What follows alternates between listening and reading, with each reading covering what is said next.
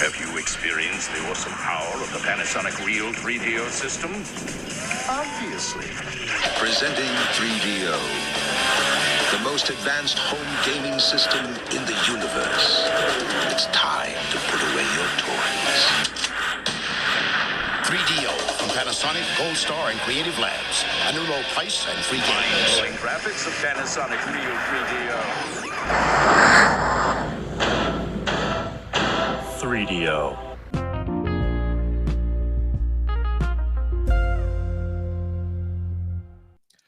Hello, everybody, and welcome to this very special episode of the 3DO experience, or should I say the 3DOn't. 3DOn't. I don't know how we're going to go. I'd call it 3DOn't. 3DOn't. Yes. So we had kind of talked about doing a little side series of like bonus episodes going forth. I think we agreed like once a month. That sounds pretty good. Yeah. It just might be like a monthly thing we do, but like I think if say we skip a month for whatever reason, I don't think it'll be that big of a deal. This is just kind of whatever. Unless these take off and people really like them, that's like, well, shit, we should probably do more of these. Yeah. No, so we'll see. Yeah. So the basic premise of this is we're going to not talk about 3DO, not even anything 3DO tangent, like not even like we're not even stretching a 3DO connection this time around. What three don'ts are going to be essentially as we're going to be covering random games that are unrelated that we recently played or we just kind of are hankering to talk about. And of course, for this first one, we've been kind of alluding to it over the last few episodes. Thrak recently finished Persona 4 Golden. No, I don't have my Vita copy with me, but I have one too. I also got this guy here just because. Yeah, you're a freak. You're a freak that has the PS2 original. You know what the best part is? What's that? I bought both of these on the same exact day at the same GameStop, and the employee was like, "You're buying the same game, right?" And I'm just like, "Don't question me. I'm giving you guys money." Like, what are you arguing about? He doesn't realize how much of a fan you are. What year did you buy those? Was it like the year Golden came out? So I had been eyeing this copy of original Persona 4 for a while because it had been sitting in the GameStop, because that's back when GameStop still had like PS2 games that would just sit on the shelf. I remember those. They're trying to do that now, but it's more with like PS3 stuff. Yeah. And it just feels like the leftover shit that they couldn't sell like 10, 15 years ago is now back on the shelf. So it was probably around late 2011 when I was like planning to buy this copy of Persona 4. The reason why I'm amazed this stayed on the shelf as long as it did, to be perfectly honest. What'd you pay for it? $15. Okay. Well, looking at eBay, 'cause I was curious. Yeah, PS2 copies of Persona 4, they range between like, the most I see it for is like $70, but that's with like the soundtrack CD. Whereas without that, it's like, $20-$30, like not bad. A very truncated soundtrack CD, I will say. Yeah. But yeah, the price for it is not terrible considering it's an Atlas game. It's an RPG on an old console. When Golden came out, that was probably the more sought after version, because I remember prices for that went up for a little bit until the most recent re-release where it dropped that price way fucking down. You know what was the most fucked up part though? So the reason I never bought this when I initially saw it was the fancy M rating right there. When I bought my copy of Golden and this, I needed my mom to stand there and just say, yes, he can have an M-rated video game, even though he's like 3 months away from turning 18. Sure. So this was what? Yeah, you said 2013, 2014? 2012, right around when the game came out. Okay, because in 2012, I was not aware of Atlas at all. So I wasn't in RPGs at all. Like in 2012, my 360 had been dead, so I was mostly just playing random like Genesis stuff and like GameCube stuff, and I think I had a Wii, so I was like occasionally playing a Wii game, and that's when the Wii U came out. Yeah, and the lady I was dating at the time, she got a Wii U, and we messed around with like Nintendo Land and Zombie U for a while, and it was fun. I'd have to go through that whole debacle, but yeah, like I wasn't aware of like the deep RPG scene at that point. It wasn't in my radar, like people around me didn't play them. I mean, I would see them at the rental stores and I would have a bit of a curiosity to it, but I never went out of my way to dip my toes in it. Had I known that like Oh, Paper Mario: The Thousand Year Door, which is an RPG. Like, there's a bunch of other games like this. I probably would have dived in soon. My RPG history by that point was obviously I played Final Fantasy VIII. I played 7. Tales of the Abyss. Tales of the Abyss was my weird RPG that like Tales of the Abyss was like the game I owned because everyone else I knew had Symphonia, but I couldn't play Symphonia because I had a PS2. So I bought the next best thing, which was Oh yeah, that PS2 port was Japan only, right? yes, the PS2 port of Symphonia was Japan only. In all honesty, the GameCube version's better. There's not much added to it that makes it that much better. Back to Persona 4. So yeah, your history, you bought it back in 2012, right? Yeah, like the reason I wanted it was mostly because you couldn't. That was right around the point because 4 was like, it wasn't like to the level that 5 would be, where like no one could shut up about Persona. 4 was the point where it started going from being this completely underground niche thing to like suddenly like everyone's aware of it and there's a lot of memes going around the internet around it, but like it was still kind of an obscure game. And when they announced the Vita remake, being a Vita supporter from day one, I was like, oh my god, a game that no one will shut up about. I need to play this. Also, I'd seen like those old like YouTube skits that people would do. Like I think there's that one animation that's really funny. Yeah, I wasn't really terminally online in 2012, so probably a lot of that Persona 4 stuff completely passed me by. Like, weirdly enough, when I see the PS2 cover, it looks vaguely familiar because it was probably out, well, because it was 2008, right? And at that time, I was going to the rental store like every week, going to Family Video, and they would have like in the game room section, there would be like the standby shelves, and they would have like Xbox and GameCube, Wii, PS2, that kind of stuff. But the whole back wall was PS2. And I remember seeing the original Yakuza cover. And there were some other games that I had like seen the cover of. So I'm like, oh, that's familiar.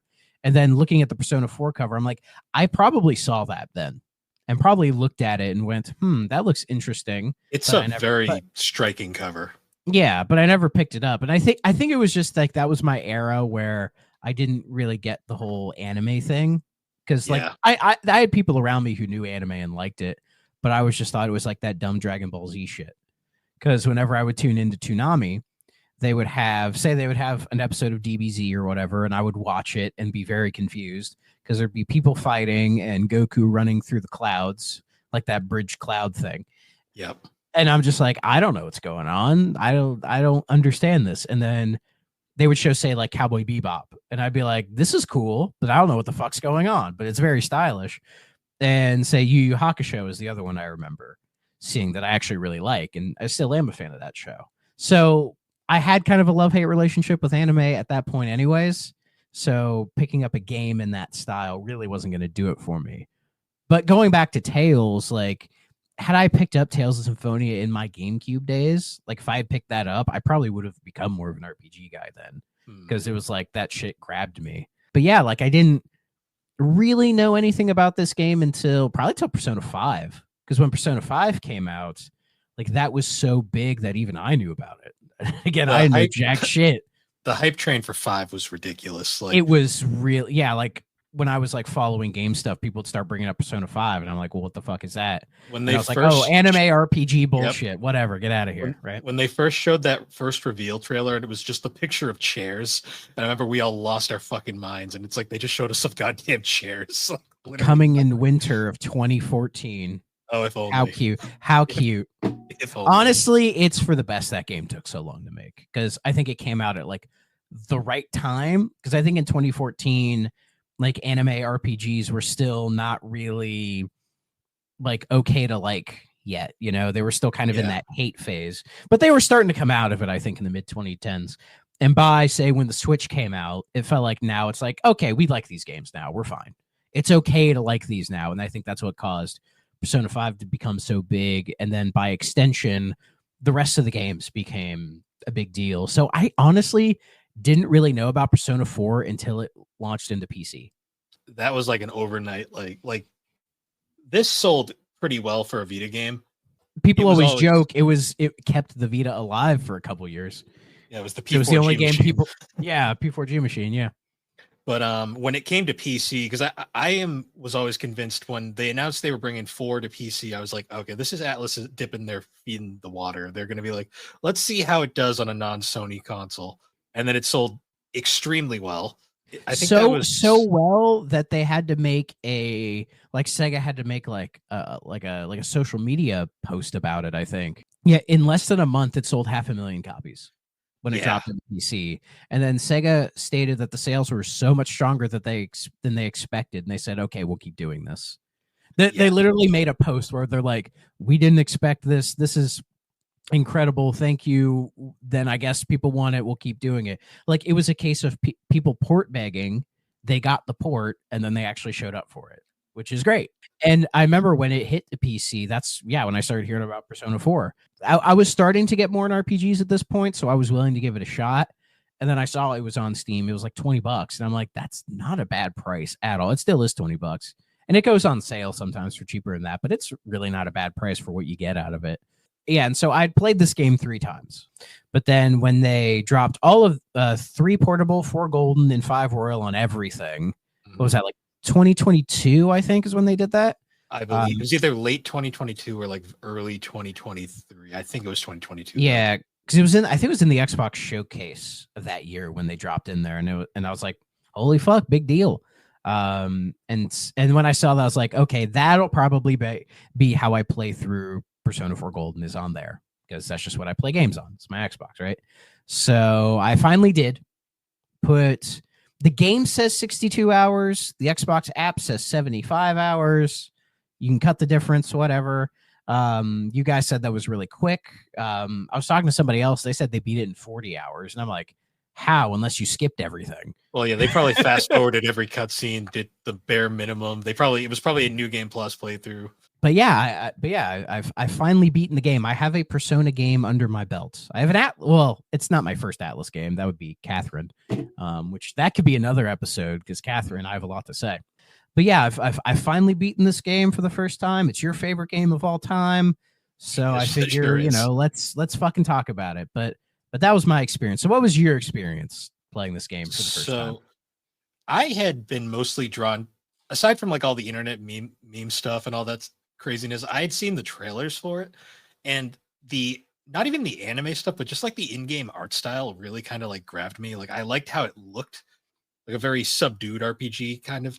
I like that it seemed to be in a very small town kind of vibe area, and I kind of like the look of the dungeons, even if they are kind of simple. So when I picked the game up, it was senior year of high school. Honestly did not have much going on, and it was probably the perfect time I could have ever played that game, because I had pretty much unlimited time to just discover every little thing.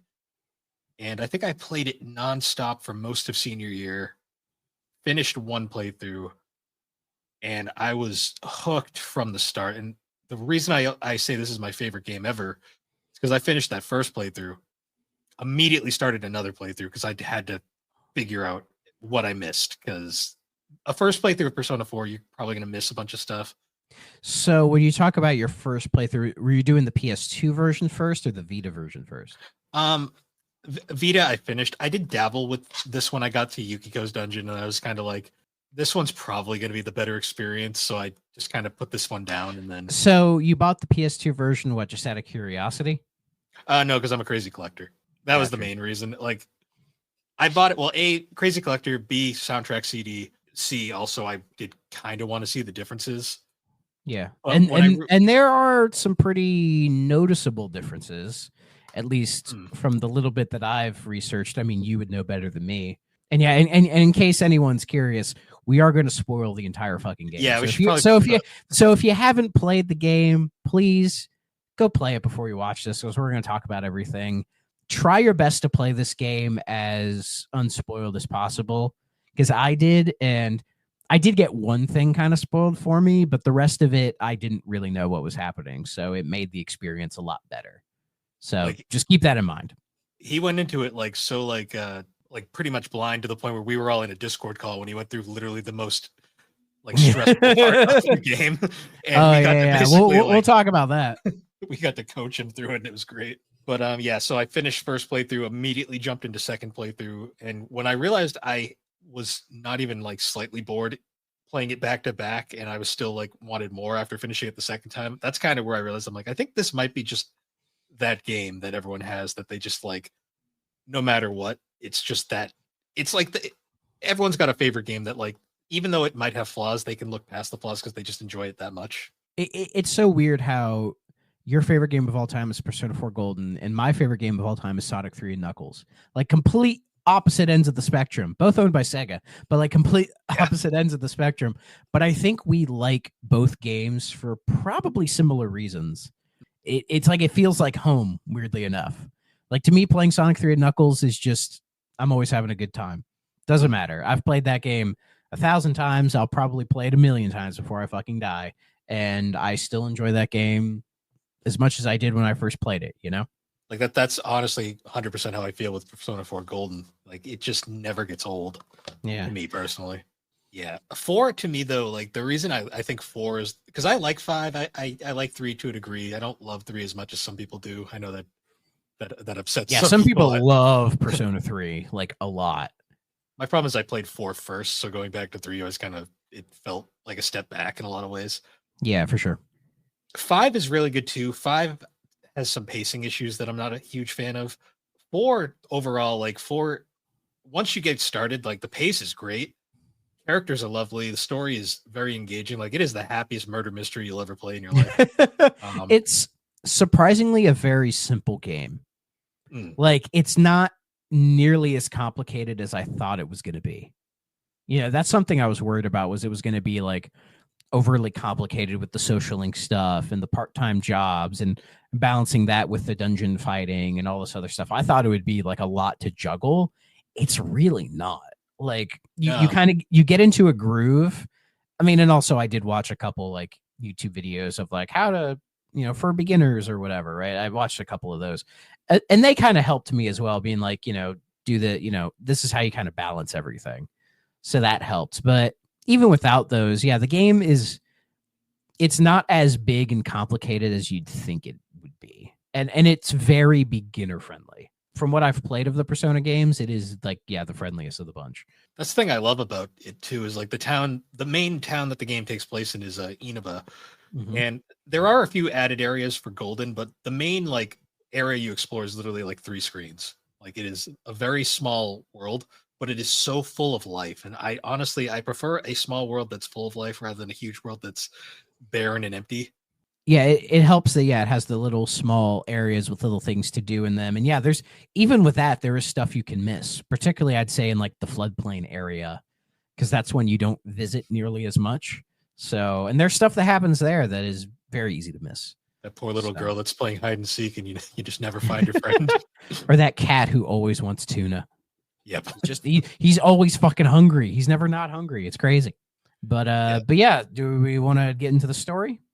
Yeah, I think we start working our way through this behemoth. Yeah. The story of Persona 4 is pretty interesting. You play as Yunar Kami. He is a Is that the canon name? People like to argue about the canon name. So the reason it's canon is because there's been 3 spin-off games that use said name made by Atlas, so I'm just going to assume, yes, it's the canon name. Yeah. Well, I think it's because, the Persona 4 manga uses a different name? His name in the manga is Suji Seta, or Soji Seta, I think his name is. But in the anime, as you said, in the spin-off games, it's Yu Narakumi or Gami or whatever. That's honestly, when I played this, I just named him that. I don't really need to put my name on this guy. Like he doesn't look like a Thrak, okay? He looks like a Yu. So you don't want Yukiko to be like, "Oh, hi Thrak-kun." No, I'm not a Thrak-kun. I'm not a Thrak-san. And I'm fine. Yeah, when I played it the first time, I used my real name, and it was very weird when they would refer to you as like, "Oh, it's Bill-chan." Bill-chan, how are you? And I'd be like, I can't keep all those like in my head, like what they mean. I've looked up what they mean, but I can't remember. I know that senpai means like upperclassman. Yes. Right. Because when you meet Risei and Kanji, they always refer to you as senpai. And then it's just sensei, like, oh, that means like, yeah, and sensei is different. Teacher. Yeah, that's like, so it's like, oh, okay, I remember those. But like Chan, Kun, San, like I don't fucking remember. I'm a dumb Ohioan. I can't remember all this shit. I love just how this game doesn't even try to hide the fact that it's in Japan, like a lot of earlier anime-ish games did. Yeah, that's one thing I like is that it feels like it is living in Japan, but it's not like so like Japanese that you can't get into it. You know what I mean? Like it's very similar to just kind of just living anywhere, really. Just kind of living in a small kind of rural town where there's not a lot to do. Like a lot of the character tropes and sort of characteristics that the town has fits basically anywhere. You know, you got the school, you got the department store, you have like the small little strip, you have the houses, you know, like just it's not too dissimilar from just like a rural American town or even like a rural European town, probably. Yeah, they actually described it as like the developers had actually mentioned that like the town of Inaba is like kind of based off of like towns like off the base of like Mount Fuji that are kind of considered like nowhere towns, like they're kind of out completely isolated, and they have their own little kind of their own communities, but they're kind of living in their own little area and completely isolated from everyone else, I guess. Yeah, because Inaba is not an actual town, whereas I think Persona 5 was it Shujinko or Sujiko or whatever is like an actual town in real life, but Inaba, yeah, is not a real place that you can go visit, unfortunately. I think there is a town called Inaba, but it's not the same town. It's just the same name. But yeah, you're playing as Yuna Akubi. You show up to Inaba because was it your parents are working overseas for a year, right? Yes, the parents are working overseas, so it's a rare anime RPG protagonist whose parents aren't dead. No, they're just mysteriously not there. I don't think they ever describe what his parents actually do and why they have to go overseas for a year. I think it's implied they're like business. They work in business, so they're just kind of like suits, like in the office. Yeah, that's what I imagine. My guess they're probably in like fucking the US or whatever. Whenever they say overseas, that's usually my guess. It's either that or Europe. Who really knows? But it doesn't matter because yeah, we show up in Inaba off the bullet train, and we run into our first two characters, Ryoto Dojima and Nanako Dojima, who is your uncle and niece, respectively. And in Golden, you might run into a random goth girl there. She's surely not that important. Yo, yeah. She looks like she was trying to get to the MCR concert and took a wrong left. It's weird how somehow ended up in fucking Japan. Yeah, it's weird how her character model looks so much shinier and different than everyone else's. It's almost like it was added in later. We'll get to her, but yeah, it's so weird that it's like we refer to Ryoto Dojima as just Dojima, and then Nanako Dojima is just Nanako. When after a while I forgot like Dojima's his last name. We just call him that. But yeah, it's cool because I think when you meet him, he's like he does the relative thing like last time I saw you, you were like this big, you know, like you were nothing. And then I guess you had never even met your niece at that point. My guess is probably your family, which is also your uncle, who's your mother's brother, I believe. Yes. I guess it's just implied that they're all so busy that they don't really have time to get together. I mean, that's probably like Japan work culture because they're always working. So maybe they don't spend as much time with the family as they should. I don't know. But yeah, but you meet your little niece Nanako, who is pretty shy when you first meet her, but she's only what, like 11? Something like that. She can't be older than 12. She is very much a child. She has issues with reading some words, like because she's doing all those like grade school assignments later in the game too. So she's definitely on the younger side. Yeah. And at first she's really shy, but she does warm up to you and becomes the best fucking character in the game. I feel like I don't think anybody hates Nanako, and if they did, I would kind of want to kick their ass because it's like she's precious, she's pure, she's sweet, and she's great. You know, she eventually calls you big bro, and it kind of warms your heart. You know, because if you do her social link, I didn't max it out, and I tried. You learn a lot about her kind of backstory and why she gets like really attached to you, like in like a familial sense, but we can get into that more as we talk about social links. But anyways, you meet them and then you see some goth lady who fucking cares about her, right? And then right from there, that's when we go to the gas station like right away, right? Yeah, because we go to the gas station and Nanako has to use the bathroom, so Dojima is like, "Oh, walk around, it'll be fine." I don't think you actually walk around in the PS2 version. I think they added that specifically for Golden, so you could talk to the goth girl again for 3 seconds. Yeah, that's probably why. That's probably why they did that. Yeah, because you get to learn why she's important. But it's actually kind of cool because you get to see a little bit of the map before you really get yourself immersed in it.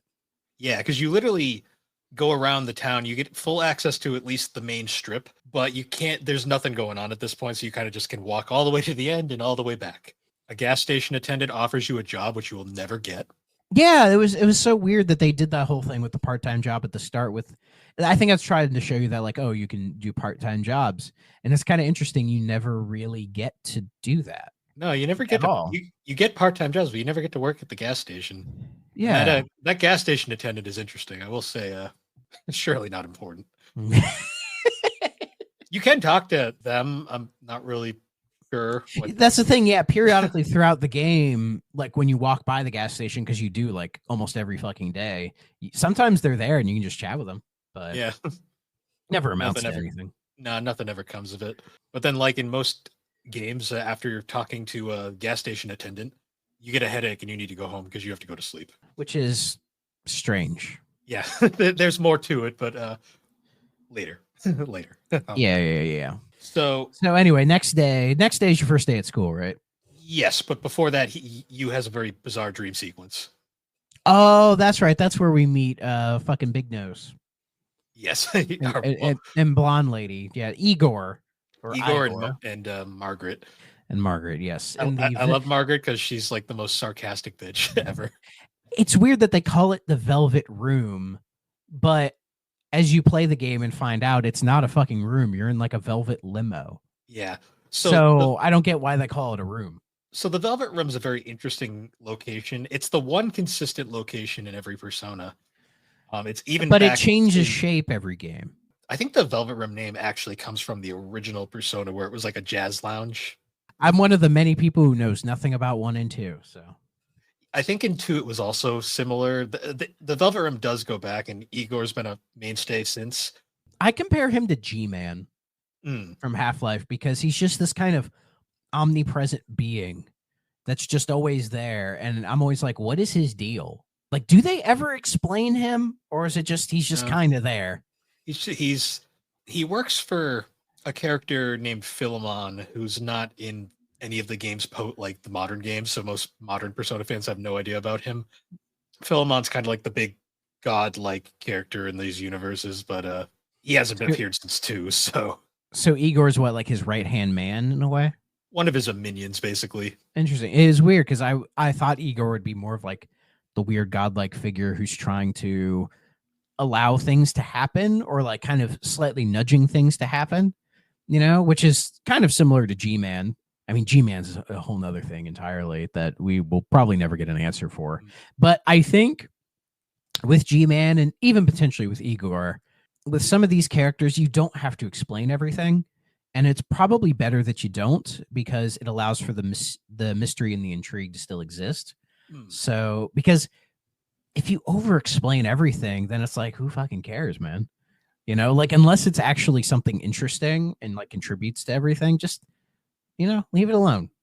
What's interesting is like Igor never really gets explained much, but his attendants always do. Like, yeah. You learn about Margaret and then fucking goth lady who's kind of shoved in the corner. Yeah, she always looks so uncomfortable sitting there. Yeah, there's cutscenes where she does nothing. It's almost like she wasn't there in the original game.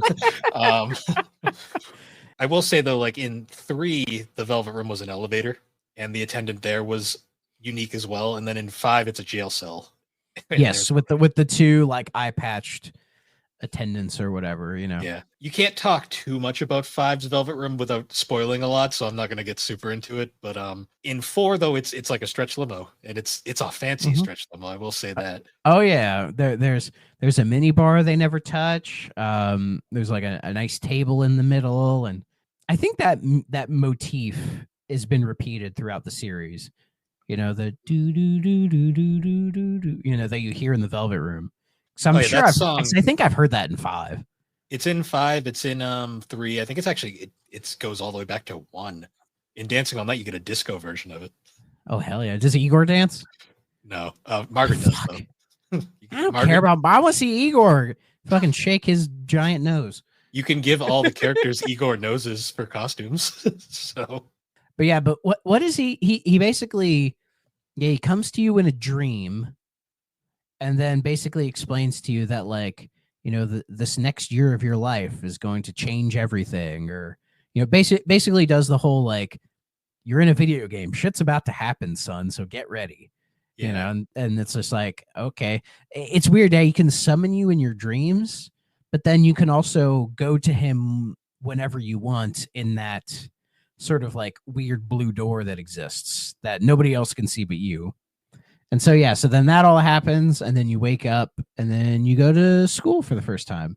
What's the name of the school again? Was it Yoshigami High, I believe? Yoshigami High? Yeah. The traditional high school setting of all the personas. They each have their own unique uniforms, which is always fun. I love that. Yeah, like they're supposed to have uniforms, but like they're very loose with it because everybody wears them kind of differently. Yeah, you got these very strict uniform policies, and then you got red and green over there doing their own things. I mean, to be fair, even Yasuke, you know, and Kanji, who wears it like a cape, which even is kind of like a power move.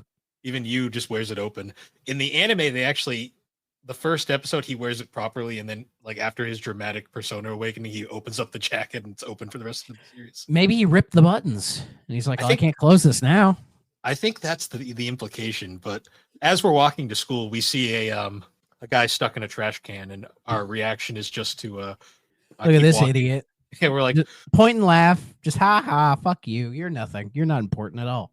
The first time around, your kind of reaction is just like, I'm not going to get involved. And then you just keep walking. There's been maybe once or twice in my life I saw somebody stuck in a trash can, and I knew the response was to just leave it be, because this is not a side quest I'm willing to accept. Okay. Yeah, it's like I didn't see it, but you get introduced on your first day of school, and we meet everybody's favorite character, Mr. Maroka. Or King Moron, as they call him. Yeah. Well, to be fair, he's like a shitty dude. He reminds me a lot of the silly over the top villains that are in like Persona 5. Yeah. You know, because again, the little bit I played of 5, what I noticed was like the bad people are like really over the top bad. But here, Mr. Maroka, yeah, he's got those like real big buck teeth. He's kind of balding, but you know, he's got like the Steven Seagal hair. And he's just like giving you shit, thinking like, oh, you're just here to like fuck all these girls or whatever, right? Yeah, he's constantly talking about like, how dare you try to like, you know, have sex with any of the girls, you know, in just this weird way. But it feels like it says to me, it's like, oh, you're projecting. Oh yeah, because he's a very morally black character, as we find out later. Yeah, he's a bit of a fucking creep. And he's not the only creep in this game either. No. Yeah, he introduces you, and then the girl in green is like, you could sit next to me. Well, I love the in a first playthrough you won't be able to do it, but in a later playthrough you get the option to he'll let you introduce yourself, and you can like stand up to him and be like, who are you calling a loser? And he'll be like, that's it, you're on my shit list now on. Oh yeah, you get that option, but it's like, yeah, you don't have enough courage yet or whatever, which then you learn about the stats. Yeah, on a repeat playthrough, you can say the more interesting thing, and I think you get like stat boost. You get a stat boost in somewhere else for doing that, but it's a way to put you instantly on his shit list, and then yeah. To be fair, you're kind of on a shit list anyways. But anyways, yeah. So there's a girl in green who's like, "Yo, sit next to me, dude." Yeah, and then we learn her name is Chie Satanaka. She loves kung fu movies. She fucking loves meat. And then do we need to explain Fistake? Because it wasn't in the original Persona 4. It wasn't. No, but they added it in Golden, because from what I read in the Persona 4 manga, there was a scene where they were asking everybody to name their favorite thing that started with an F or something, right? And I forget what all the others said, but Yukiko went steak, and then for some reason that became a meme, and so in Golden they added it in as steak. I forget when she references it. It's pretty early in the game. They definitely changed the script around slightly, thanks to all the added media that we'd had since, which I kind of like. We also got Chie's voice is also notably a completely different actress in Golden compared to the Yeah. original. Yeah, I didn't know that. But when I was like, researching stuff about the game, I'd listened to the original Chie voice, and it threw me for a loop because I'm like, that doesn't sound like Chie. That just sounds like a person. Well, Erin Fitzgerald, the voice in pretty much all Persona media at this point. Basically, she first did the voice in the anime, and then just kind of reprised it for everything else. That voice is like perfect for Chie as a character. The original voice sounds almost too mature, and it just doesn't fit for whatever reason. Yeah, the original voice actor, her name is Tracy Rooney, and I don't know what other. I'm sure she has a bunch of other credits. Like most voice actors, they have like a ton of shit. You go to her IMDb page. Yeah, she's got some other stuff, but she doesn't have a lot of big stuff as far as I know. I could be wrong. The reason she left and a later character who has had a voice change also left, I believe it had to do with union stuff because this is a non-union production. Oh yeah, because Japan don't like unions, but Japan has a slightly different work culture than us. So, but yeah, she was replaced by Erin Fitzgerald, who has quite the track record. She's been in a bunch of stuff. She is the first character we meet. Well, if you don't want to count Trash Can Man before. Oh, the Trash Man? Yeah, we're not counting Trash Man right now. We kind of met him, but not yet. Yeah, she's the first playable player character we officially meet. And we also then immediately get introduced to another player character who happens to be right there as well. Yukiko Amagi. Yes. Chie's best friend. She's in red for some reason, and she's the polar fucking opposite to Chie. Because Chie, when you first meet Chie, you're just like, this bitch needs to chill the fuck out. But she does mellow out as the game goes on, I think. And Yukiko is very like shy and reserved. Her family runs the Amagi Inn, so she's a little bit of a local celebrity, I guess. She's the most popular girl in the school, despite not wanting to be the most popular girl in the school. Yeah, that feels like a trope, doesn't it? Yeah, and there's a legit challenge throughout the school called the Amagi Challenge, which is whoever, because she turns down every guy that tries to ask her out. Yeah, there's a challenge, whoever can beat the Amagi Challenge. Like it's a very weird subplot that's kind of funny. That is a very like high school media type of thing. So I think there's been other movies where it does something similar to that, oh, she always turns everybody down, but who's gonna get it, Well, we also then find but out Yukiko's later, voiced by Amanda Wynn Lee. Amanda Wynn Lee, who is a fucking savage on Twitter, and it's fucking hilarious. Yeah, as you have said. And yeah, she's done a bunch of other stuff as well in anime. She's done some of the Dot Hack games. She has. She actually retired for a long period because she was most famous for being in the original Neon Genesis Evangelion dub. Oh, nice. She had to step back. I think it was like the birth of her son. Like she had to step back from voice acting for a while. Now she mostly just does like local stuff. Like she's kind of an on-hand Atlas voice actor. I've noticed she's in pretty much a ton of Atlas stuff. I think Yukiko is her most famous performance at this point. Like it's straight up her Twitter image nowadays. But yeah, you meet Yukiko. She's very shy, and Chie's like, "Yeah, kung fu, bitches," and you're just and you is just kind of just taking it all in. He doesn't say a word the entire game. No, he is a silent protagonist. He has a few grunts during battle, voiced by Johnny Young Bosch. Yeah, who voices him in the anime, right? He voices him in the anime, all the sequels. He's fully voiced in all the other games. It's just the main game. Like Q and Q2 and all that.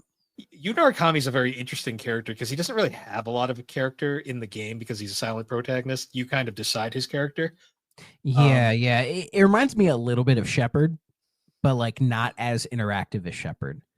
The thing is, though, because of the anime and sequel stuff, they've established he does have a character, and his character in those is he's like the mimetic badass, like Mr. Perfect kind of character that everyone just loves. Like a Mary Sue. Not really to that degree, more just kind of like it's kind of like a Japanese high school trope. He's like the guy that's perfect at everything and everyone like worships him kind of thing. Oh, okay. Yeah. I hate that trope. It works for Yu Narukami in the anime. Yeah. Well, there's I assume you've seen the anime My Love Story. I have not, but Alex keeps telling me to watch it. It's the one with the the romance where they show the three characters on the cover, and then the one that is the romance partner is the one you don't expect. Yeah, it's like the giant burly guy is like the main one, and he falls in love with the little girl, or not. Well, she's like tiny, but they're like both in high school. And his best friend is that anime trope where he's like the guy that's like perfect and everybody loves him, but he's just like, I'm just like studying and reading my books. Leave me the fuck alone. So yeah, you meet Chie and Yukiko, and then I think shortly after that, Yosuke, Trash Man, comes in. Yosuke shows up and he's very like awkward. He's like, Miss Sadanaka-san, I have your DVD. And then he tries to run away and she's like, you cracked the disc, like, you asshole. Yeah, and I'm like, how the hell do you crack a disc, man? It probably was when he crashed his bike into the trash can. Oh yeah, that's probably how. Yeah. And then they go off and like I guess fight each other or whatever, or Chie like beats the shit out of him. And yeah, there's not much of a fight. No, yeah, and you and Yukiko are just kind of standing there awkwardly, like she's like, "You want weather? Am I right?" Yeah. Because right after that they leave, and then they notice as they're walking home, they notice like an entire section of like the town is cordoned off, and the police are there because there was a murder. They were found hanging from a water tower. I thought the first one was the power lines. Oh, maybe, yeah, probably the power lines. Yeah, because there's somebody who dies, they're hung over the water tower, and then the other one is the power lines. It's one of the two. And then you run into Dojima, conveniently, because he is a detective. He's like the detective in Inaba, I guess. He's the only competent detective, apparently. Yeah, apparently, yeah. And so he's investigating it, and you run into his like protege, sidekick, like partner, I think. I guess, but you can tell he's like a junior detective at best. Adachi. Toru Adachi, who is who was he's just like managing the traffic. He's just like, everybody move along, nothing to see. It's weird. He vomited because he saw the dead body hanging from the thing. Like, oh yeah, he does. Yeah, it shocked him for some reason. Adachi's a very interesting character because he plays that bumbling idiot cop kind of trope, but he's almost too bumbling to a point where it's like it's definitely a thing that in your first playthrough you think nothing of it. You're just like, yeah, he's just some kind of bumbling idiot. He's meant to be kind of comic relief. But once you've played the game and put it under your belt, when you see him the second time, knowing what you know, that's when you do the whole like, interesting, Yeah. Like how convenient. Like a lot of the things that happen around Adachi's character are very convenient. Yeah. He is also voiced by Johnny Young Bosch, who does a great job with his voice acting. Oh, yeah. Seriously, like brilliant. But anyways, yeah. So you see the murder, or at least you see the aftermath of it, and you're just like, oh, this is kind of weird. And you run the Dojima, and Dojima's like, what the fuck are you doing here? Like, who are these people? I have so many questions. And you're like, we're just walking home, and he's like, damn idiots didn't block off the street from the school. Yeah, he's like, Adachi. So you go back home, and then you're sitting there with Nanako, and then you watch on TV the whole deal, like surrounding the murder, right? Oh, yeah.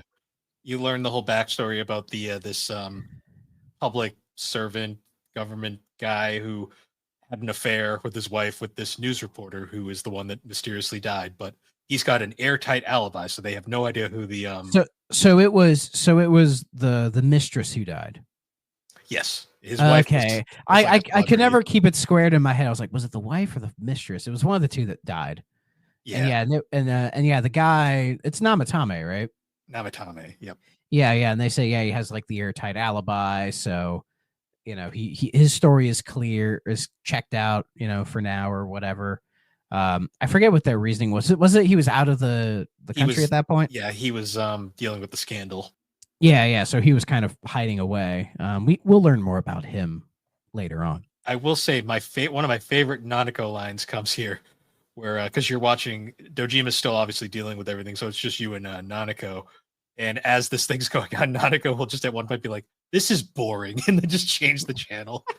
Well, because then you get to the commercial for Junes, which Junes, it's spelled Junes, just June with an S, but it's pronounced Junes. And Junes is basically the Walmart, like the mall, like the Walmart or like a mall or something. It's just like the main, or what's the name of the fucking store in Stardew? I couldn't tell you. But it's basically that, like the department store that comes into the small town and is just kind of everything, right? It's like modern day. It's I guess like modern day. I guess it's Target. Or like a Buc-ee's or something. Yeah. But yeah, they have a little jingle, they have a little commercial, and Nanako eats that shit up. Nanako loves it. Loves Junes. Like to She the point she where wants to be buried in Junes.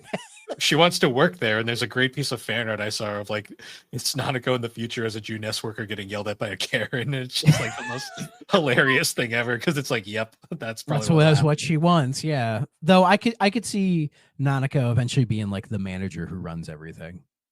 Yeah. Like that's her goal. She wants to fucking run the Junes. But we get the jingle. Every day's great at your Junes.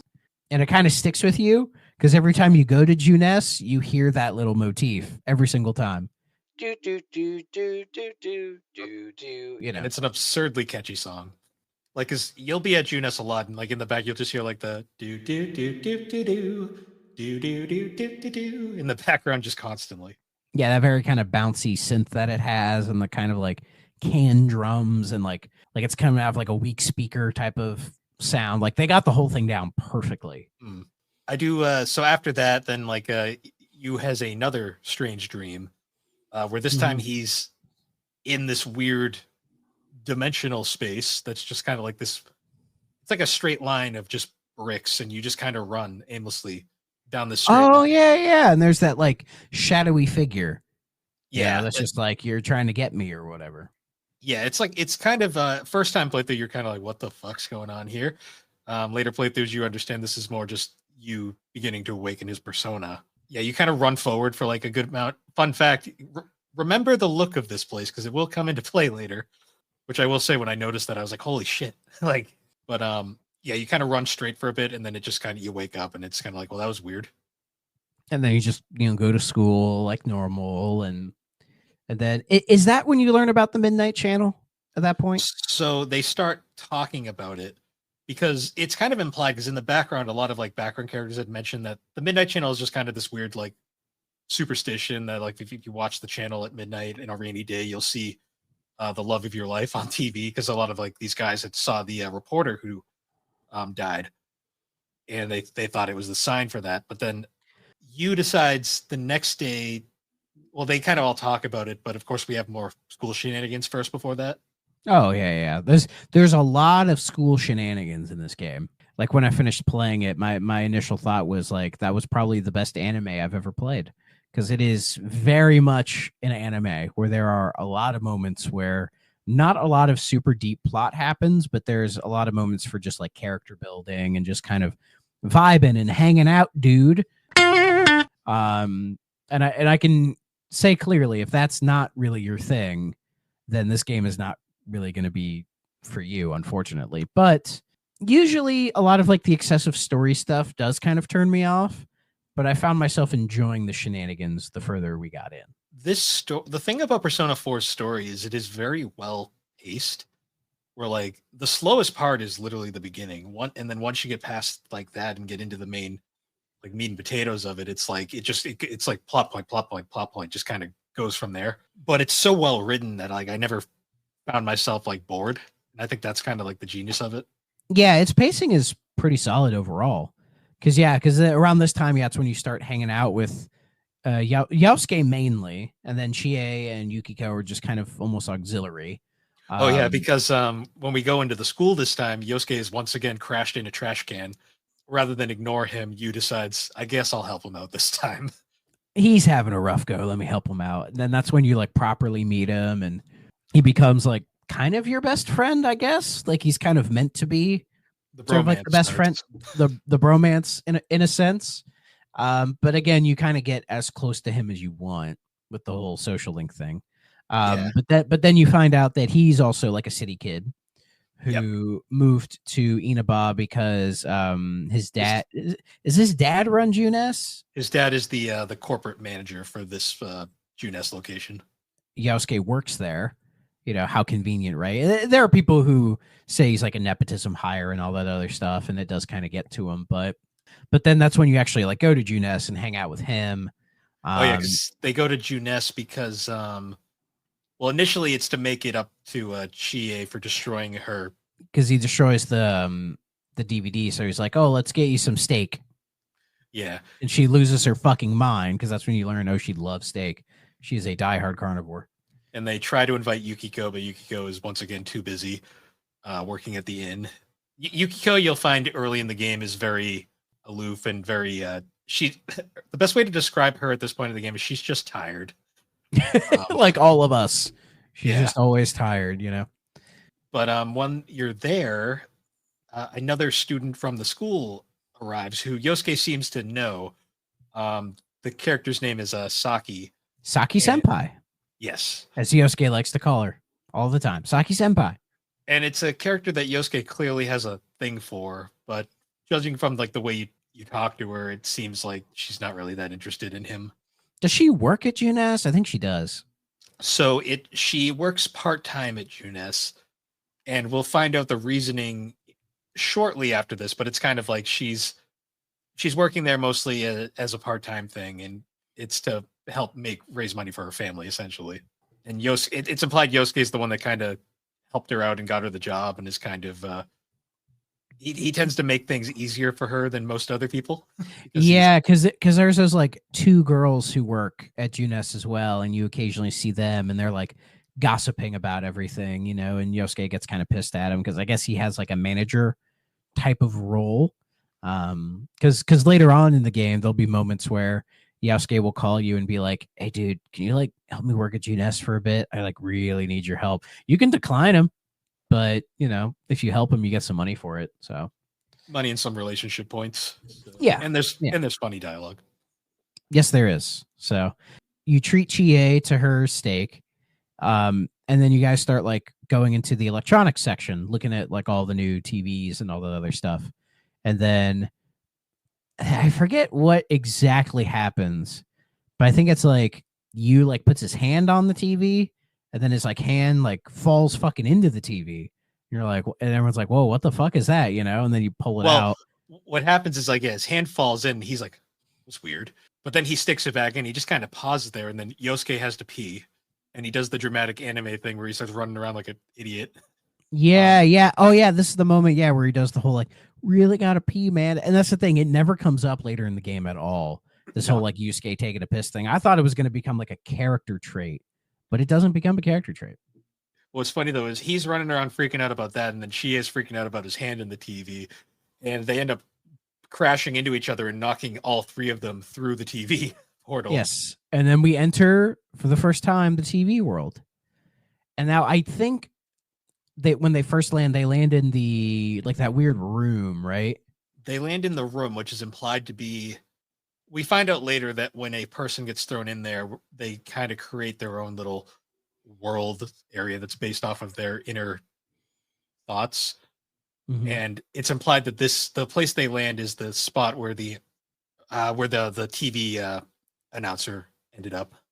And then they start roaming around, and then that's when they come into the sort of the main part, like almost like kind of the hub, which, you know, becomes a central theme in the TV world. And then that's when they run into everybody's favorite character in the wholest, widest world. So Teddy. before that, did you notice the little subtle hidden message in that little room there? No. So if you look really closely, there's the noose hanging from the ceiling, which is very Yes. dark. It has the handkerchief, but then it also has in the background, there's all those posters of the Namatame's wife with like the Yes. cross marks through her face, and it's implied. Yeah, it's like scratched out and everything. Yeah. The little subtle thing that kind of alludes to the whole inner thoughts of the person who creates the room. Mm-hmm. Which, if it was the TV reporter who was his mistress, kind of makes sense when you think about it. It does. It's something I noticed on a repeat playthrough. I was like, "Oh yeah, interesting." And is this the time when they meet Teddy, or is it like they leave?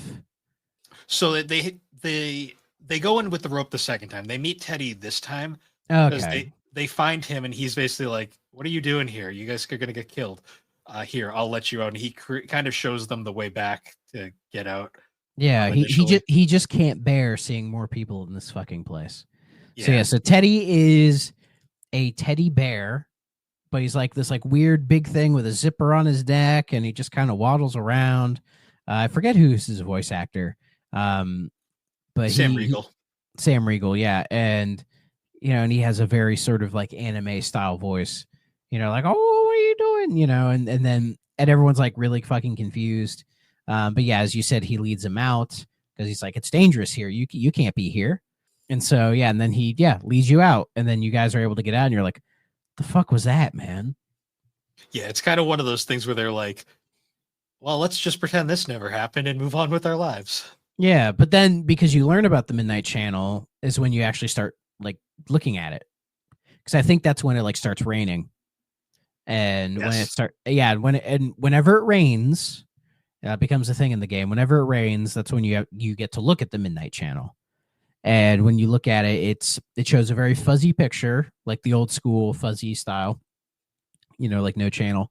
But you see like a little outline of a person, and you're like, who's that? I'm not quite sure who that is, Then Yosuke calls you, because I think at that point you get his number. And he's like, what was that? We're not sure. We need to keep an eye on it. And then you go back the next day with the rope, and that's a whole funny scene, like having Chie like hold the rope. Well, as they go in. Before the rope, that's when the second murder happens. Is it? Yeah, because they go into that world after she's gone, because that's where the big reveal happens. Because I think actually when they see the TV, it's usually it's a static image, but in this case, because how far along it's already been, it's actually to the point now where like the person. So the way that we find out later the Midnight Channel works is like there's like 3 phases. The first phase is like the premonition. The second phase is them actually there, and you get their extravagant little their extravagant little performance of the shadow in there. And then the third is them in. It's implied to be them as they're being killed, because they're kind of like flailing around and like in pain. And I think when you watched it, that's what it was. With Saki? Yes. Yeah, because then Saki dies, and she's hanging from the water tower, and then that freaks out Yosuke. Because they go to school the next. Because it's actually she's the one that found the body the first time. That is true. That's right. Yeah, and then that's when you guys start thinking, wait, are these maybe connected? Because they're at school, and then they all get sent home because of the murder. Yeah, they have the whole assembly thing, and and that's when we learn that's like Saki's death and everything, and then Yosuke is beside himself. He's struggling real hard because he has this real strong connection to this person who really didn't give that much of a shit about him anyways, but it's high school. During this time, then after they're like, okay, Yosuke's like, we need to do something about this, and they go back to the Junes to re-enter the TV world. So they need weapons, and so the only thing that Yosuke can think of is a golf club and then some power tools. I think that's what he has, like I think a wrench. But this is very like anime trope stuff where they're doing all this stuff to like go into the TV, and conveniently nobody ever walks by and is like, what the hell's going on here, Yeah. But what they do is they bring Chie along. Yukiko's still busy working at this time, but they bring Chie along, and they're like, okay, we're going to go in and we're going to tie off with this rope, and Chie, you stay out here and hold the rope. Which is just a wonderful image of just Chie standing by a TV in a department store with a rope coming out of it. Yeah, and she does not know what to do, and she's like freaking out. And that's when you go in, and then that's when you awaken your persona. Yes. So when they go in, they run into Teddy again, and Teddy's like, "You guys again? Like, really?" This is nowhere for you to be. We get that lovely scene where they rip Teddy's head off. And, where Yosuke unzips it, and then it opens, and there's nothing in there.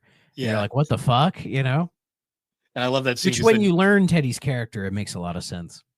It's great because then like they put him back together, and like he's all like pissed off at Yosuke, but he's like, I like you. You're fine. Because you're just kind of there. But you can push him over, which is always fun.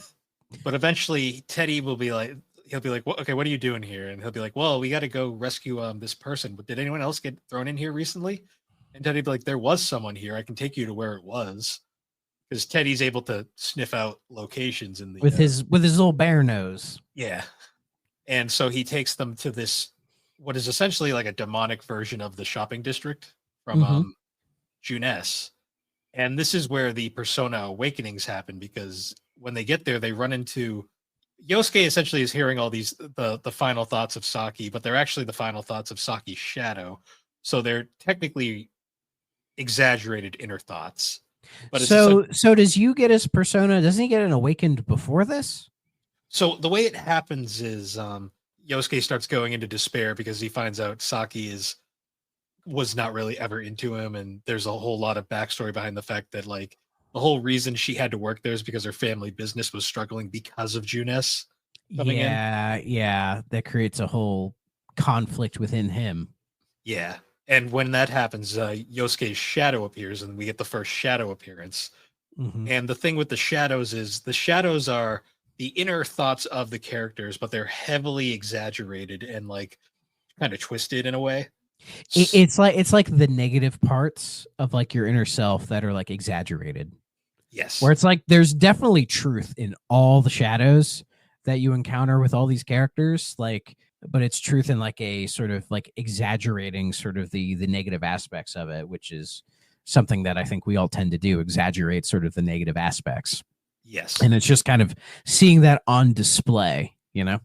And the thing that the shadows do is they like to kind of poke at their original, where they will be like, they know that they're like the it's essentially the whole playing with the trope, like you have to face your inner self kind of thing. And basically the shadows like to kind of goad the original into basically saying that's not who they are. So they like to be like, you're oh, not me. Yeah.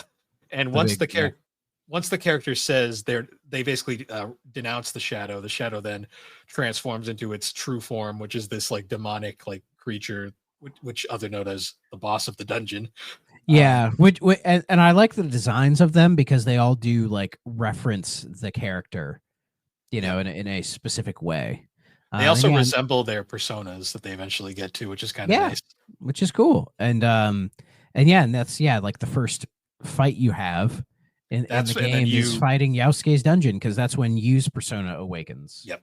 So right when the Yosuke's shadow turns into the boss, Yu then will awaken his persona, who is Izanagi.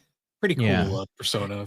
And how they awaken the personas in this game is a lot more friendly than in Persona 3, because I know that much about Persona 3.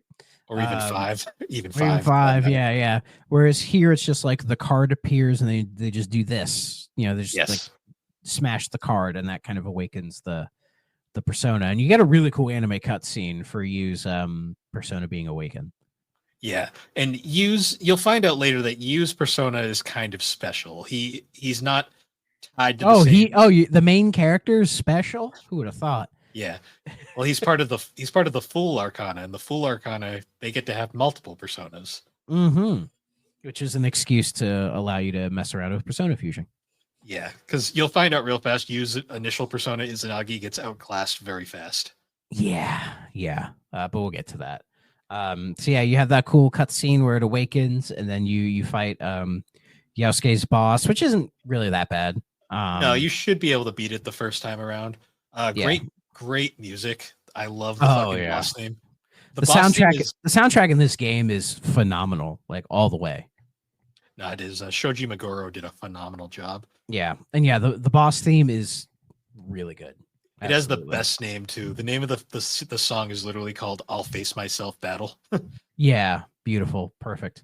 Yeah, so you fight it, and then that's when you kind of begin the whole how this is going to go, where you defeat the shadow, and then real Yosuke like comes to, and then has like a heart-to-heart with the shadow, which basically allows it to become part of him. And as you said, awaken his persona, which kind of fits with the whole theme of the game. And I believe the whole theme of the game is like truth. The main theme of the game, from my interpretation, because the thing about this game is there's what makes this game really cool is there's a lot of ways to interpret it. The way I always interpreted it is the main theme of the game is truth and acceptance, like accepting yourself for who you are. Yeah, accepting yourself for who you are, and coming to terms with the truth. Because there's a lot of characters in this game who like their main issue is like being able to confront the truth, even when it's like right in front of them, and having to sort of accept that even when it's not something that they necessarily like or want to see or even display in front of other people, but they have to. Like, that's how they're going to grow as well. Because I think growth is also another big theme in this game. Like, because every character goes through an arc and they all grow and become very different characters by the end of the game, I think. Because that's honestly one of my favorite parts, because right here, Yosuke unlocks his persona, like he accepts his inner self for who he is, but his development's not even close to being done. Like, no, yeah, he's accepted himself, but he still hasn't really figured out his character yet.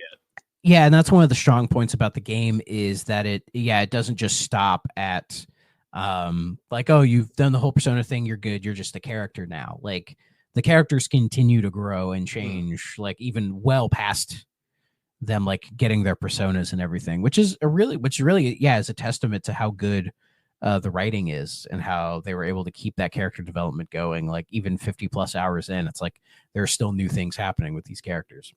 Because you'll notice with the later characters more, Yosuke and Chie, it's a little less clear, but you'll notice the second they get their personas, their character does shift quite a bit.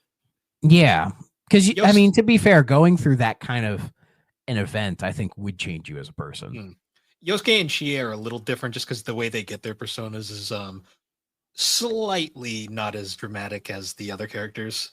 No, it's not, because I think with them being sort of the early ones, you don't get really that much of their character before you go get the personas. So they a also lot don't of have Yosuke and Chie's character development is kind of in the back half. They also don't have like the week-long cooldown after getting their personas. Yeah, which is nice, but you need them for battle. Because the next major event that happens is after this is also we forgot to mention, like, Chie gets really impatient after they go on the TV, so she immediately pulls the rope. It just immediately is broken, and she's like, "The hell do I do now?" And she just like sits there because she doesn't know what to do. Yeah, and what's the great part is you and Yosuke, they don't even realize the rope broke, because eventually they say like, "Wait a minute, the rope is broken." Yeah, like after everything's done, they're like, "Oh yeah, we should probably go like back and let Chie know we're fine." And then she, freaks the fuck out in a way like a friend would, be like, "You fucking asshole! I thought you were dead." I love Chie as a character. Yeah. She was honestly, like, after I beat the game and thought about it, I'm like, yeah, Chie was probably my favorite of the females in the game. Like, she's my favorite character. They all have great arcs. Her arc is really cool too. Yeah, there's something about Chie. I'm just like, I like her. She's really cool. So once they get back, immediately they're already like, okay, well, this might happen again. So they're kind of like already kind of trying to predict it. Yeah, because then they find out like, oh, this is somehow connected to the murders. Yes. Because you see like the Midnight Channel stuff. They go in, they found Saki Senpai's shadow, and they're kind of putting two and two together, being like, something is going on here when it comes to like what's happening here and what's happening out in the real world, but they have no flipping idea. So yeah, and it's interesting because the next thing is they're trying to figure out who the next target's going to be. What happens is it's kind of an interesting thing. You will watch TV like after the school that day, and he'll notice an interview where they were interviewing people at the Amagi Inn, and they just happened to be interviewing Yukiko. Yeah, because wasn't the body discovered by somebody at the Amagi Inn, or was it like the water tower is by the Amagi Inn? What happened was the Amagi Inn was the last place where the reporter was before she disappeared. That's right. Yeah. But they're interviewing Yuki. So because the stress of that whole incident kind of was too much for her parents, Yukiko, the reason why she's so busy, she's kind of helping run the place right now. Yeah, and she's kind of like chosen to be like the de facto interviewee. But if I remember correctly, they like shadow her appearance a little bit. A little bit. It's very obvious who it is, though, and the interviewer is kind of a creep, which I noticed right away. Yeah, because I think he does the whole like, "Oh, how old are you? You're working the Amagi Inn, blah blah blah." And then Yukiko's like, "Wait, aren't you like supposed to be here asking me about the murders? Why are you asking me this other weird shit?" Yeah, Yukiko is interesting because like she's very aloof when it comes to like advances, and she'll always be like, "What?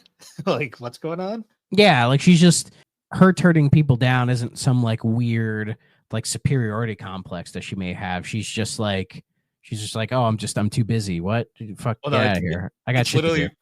literally revealed later on that whenever someone asks her out, she doesn't even notice. It's like she just immediately is like, Yeah, huh? Like what? I think it's because she like probably has like her head buried in the sand a little bit as a character. She's just At, kind of oblivious to what's going on. at that point of the game, yeah, like especially Yeah. because she's kind of overworked as it is. Yeah, she's got to go to school and then afterwards go run a fucking hotel. Can't Yeah. imagine. When they see that, then they check the Midnight Channel and they see an outline of a character that looks suspiciously a lot like Yukiko. And then they're like, oh, that's kind of weird. So then they go into school the next day and Yukiko isn't there. And Where'd she go? Chie is freaking out because Yukiko is literally Chie's best friend. Oh yeah, they are best pals, and It's kind of implied her only friend, to be perfectly honest. Yeah, and they do like when you're like social linking with both of them, like separately, they do talk about how much they love each other, and how much they've really benefited from having each other in their lives, which is very heartwarming. Like I think Yukiko talks about Chie more, and how like Yukiko was just kind of a loner, and then just out of the blue, Chie just kind of became her friend. She tells the story, but I forget the exact details. And then they just kind of like stuck with each. It feels like an extrovert adopted an introvert, and that's how they became friends, which happens a lot. But as they're freaking out, Chie does call Yukiko's inn, and they find out, oh no, she's just at the inn because she was busy. Yeah, but then I think it's that night. It's like rainy, so you go look at the Midnight Channel, and then you see the more clear image of Yukiko in the dungeon. I think it's when she does her whole shtick, right? Oh yeah, the shadow Yukiko does her princess shtick, where she's looking for a hot stud. Oh yeah, oh boy, and I imagine her fans probably love that scene. It's actually a little, not gonna lie, it's actually a little off-putting because it's so. I mean, it's meant to be uncomfortable, but I can imagine some freaks enjoying that scene. I was gonna say those TV moments, they're basically the shadow unrestricted, and they're supposed to be completely out of character and like really bizarre. But it's not completely out of character though. Like it's just enough in character. Like it has enough of a crumb of truth in it to where it's like, yeah, that's them. Well, the thing I like about them doing Yukiko first is because by that point, Yukiko's character was such an unknown, and it actually makes hers the most kind of unsettling because it's like this is not the same character. Like, yeah, like who the fuck is this person, right? And then it's the next day. Is that like Chie's trying to find her and can't find her anywhere? Yeah, like no one can find her, and you have to kind of do. I don't actually know. Yukiko's is the first one you don't have to do investigations for. No, you don't do any investigations because she's a loner. Like nobody really talks to her anyway. So the only one who does is Chie. So Chie knows everything. And that's when you go into the TV again because you're like, this has to be connected. Actually, I think this is where that little gag where Yosuke pulls out the fucking weapon at the store happens first. Oh yeah. Because that's when I think that's when you go to the store for the first time. Yes, the weapons store with I forget his name, but the cool dude that runs the weapons store and doesn't question anything. Oh yeah, I love that guy. He's got the red hair and everything, and you sell him stuff, and he makes new weapons for you. He's great. Love that guy.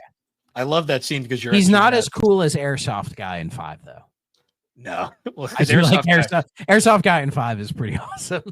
Airsoft guy has a character arc. The guy in 4 is just there for fun. Yeah, but you can talk to him. I think he has like some side quest stuff for you to do too. Yeah, and you can give him all the weird shit you find in the dungeons to make new weapons. Yeah, and it's great. But because before that, Yosuke's like, "Hey, check this out!" He pulls out a giant fucking saber. Oh yeah, and she is like, "What the hell are you doing?" Yeah, and Yu's just like, and it just kind of pans over to a police officer just standing there, and he's like, looks over at him. Yeah, because you're doing it in like the food court. Yeah, and Yosuke's like, where you guys hang out all the time. And Yosuke's waving it around, and it's like, what are you doing? They have to go in the TV world in their uniforms because that's the only way they can hide their weapons. That's right. Yeah, because it has all the pockets to hide everything. Because that's how Yu hides his giant katana in his school uniform. Yeah, how convenient, right? You can't put it anywhere else. There is a great Dojima moment there where he's just like, "What the hell are you doing?" Like, why? Yeah, as Dojima was like, I have a fucking weird nephew. His response is basically like, "I'm letting you off easy. Don't do it again. I don't have time for this." Yeah, because he's like, I don't really know you that well, so like, let's not make this a thing, you know? Yeah. Yeah, and then you go into the TV world again with all your stuff, and then that's when you start saying to Teddy, like, "Hey, did somebody come in here recently?" And then I think that's when you get the glasses as well, or he gives you the glasses earlier because the fog is in the TV world, and you can't see shit unless you have specific glasses made by Teddy. And then Teddy gives you both the glasses, and then he gives Chie. Does he give him the gag glasses first? He gives Chie the gag glasses, I think, the second time around. Yeah, like the Groucho Mark ones. He's like, "Oh, that's a pair I've messed up on. They don't actually work, but they're fun." yeah, and that becomes a bit of a running gag in the game. Yeah, especially with one character we'll get to later. Yeah. But yeah, they go into Yukiko's castle because every area is essentially based off their inner thoughts, and Yukiko's is literally a castle because she's the queen of her castle kind of thing. But you kind of go in, and it's just you and Yusuke at first. But eventually, don't you get Chie? Well, you do after the first floor. You kind of go through the first floor, learning the battle system a little bit. Yeah, because was it Chie? She hasn't woken her persona yet. No, so she's kind of following behind.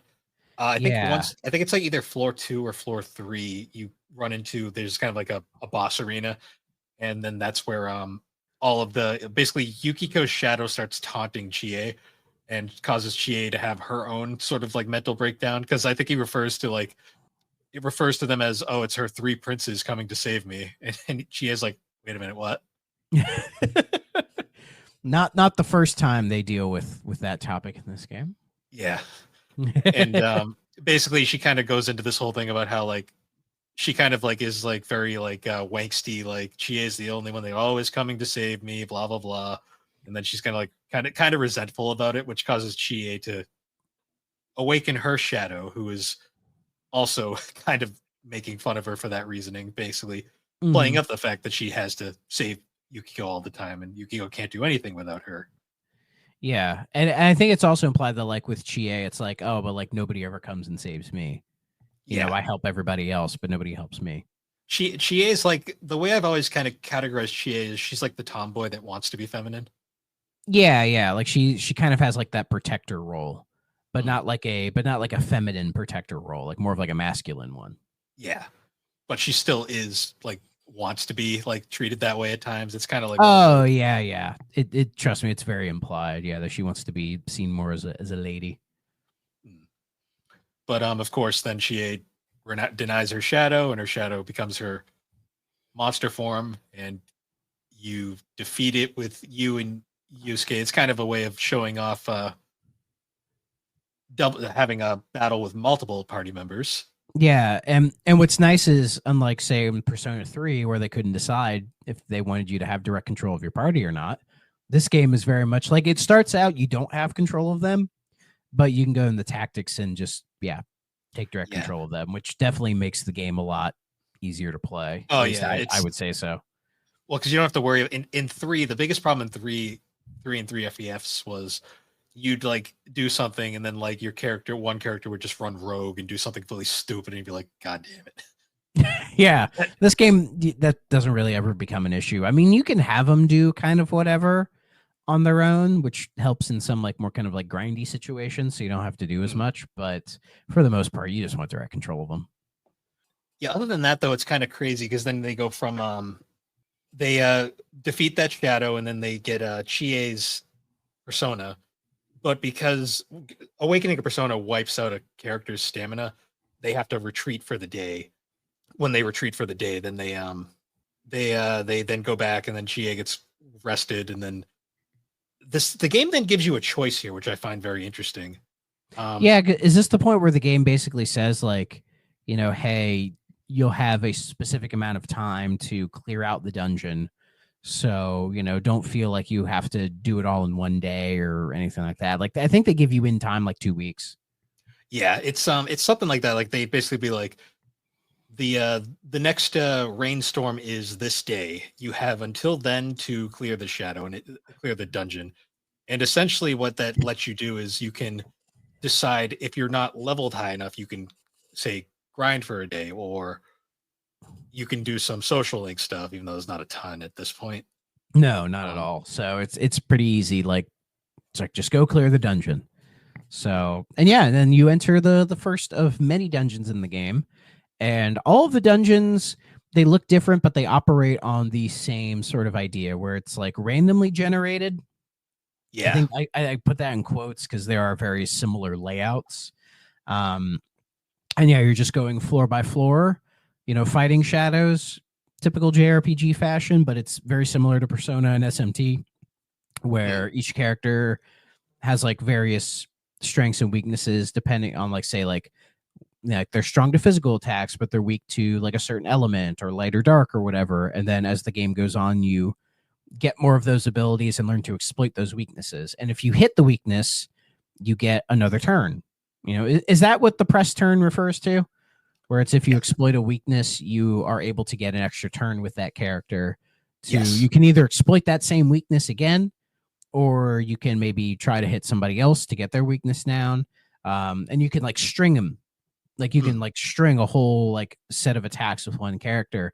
And if all the characters are down at one point, you can unleash an all-out attack, which is everyone just fucking bum rushes them. And it's always a really cool visual to see. So all the characters just beating the shit out of the downed enemy, and it's great.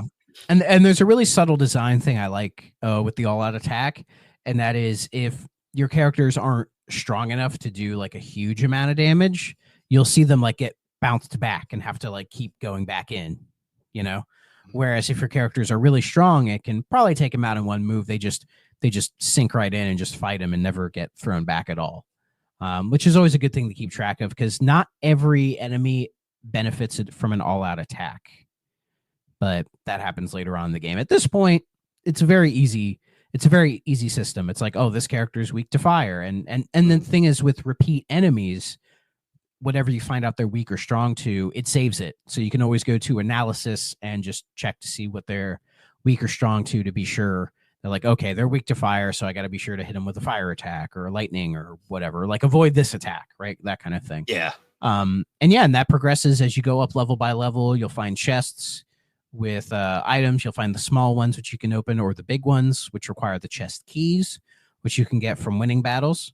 Because when you win battles, occasionally you'll get what's called sweep time. Yep. And sweep time is where you'll get like various trading cards will like appear, and they'll say stuff like, oh, you can level up this specific stat on your persona. You can get HP SP recovery. You can get money up, that kind of stuff. And usually you'll only get one turn, but as it goes on, you'll see certain cards will give you, say, like, oh, you can get an extra turn or 2 extra turns. Sometimes you have to sacrifice something to get more turns. But the idea is to try to get as many turns as you can so you can get a sweep bonus. And with the sweep bonus, you'll then start the next round with, I think, 3 turns. Yep. And then you can start chaining the sweep bonuses to get more and more stuff. And keep clearing them out like crazy. And I think the more you sweep bonus, the more sweep time comes in as well. So you got to be sure to try to juggle that as you're going through the dungeon, because those help with the grinding just as much as the normal like turn-based combat. But what did you think of the combat in this game? I really enjoy it. I will say the sweep bonus much better in 4 Golden than it was in the original game. The original game, it was a lot simpler. Like you basically got like, it was very similar to 3. It's like you kind of got a choice. You could be like, do I want money? Do I want persona? Or do I want item? That was basically what your bonus was. The battle system, though, I really like. It is very quick. Like I love a simple, basic turn-based combat system. Like there's no unnecessary BS. It's very much attack, defend, persona, which is your magic. You can use items, and the way it works is like you can kind of it's really the Persona and Shin Megami Tensei battle system to a degree is not so much about just overpowering enemies. It's more about you kind of have to match patterns. Like, yeah, it's much more strategic and kind of thoughtful in its combat. Like you can brute force it if you want to. like almost like in a Dragon Quest way, where you can just kind of mash attack till something dies. But the further you get into the game, the more the game wants you, to like match patterns, exploit weaknesses, learn about buffs and debuffs, that kind of thing, which does go into Shin Megami Tensei, which that game is a lot more brutal with that kind of stuff. Like it's much more difficult than this game. But of course, Persona is meant to have, I think, more of a mainstream appeal than SMT. Yes. That being said, if you want the game to be brutal as SMT, you can play very hard mode, which if you want to be that weirdo, which even the game says, like, you sure you want to do this? The game's description for very hard mode is literally, do you hate yourself? Yeah.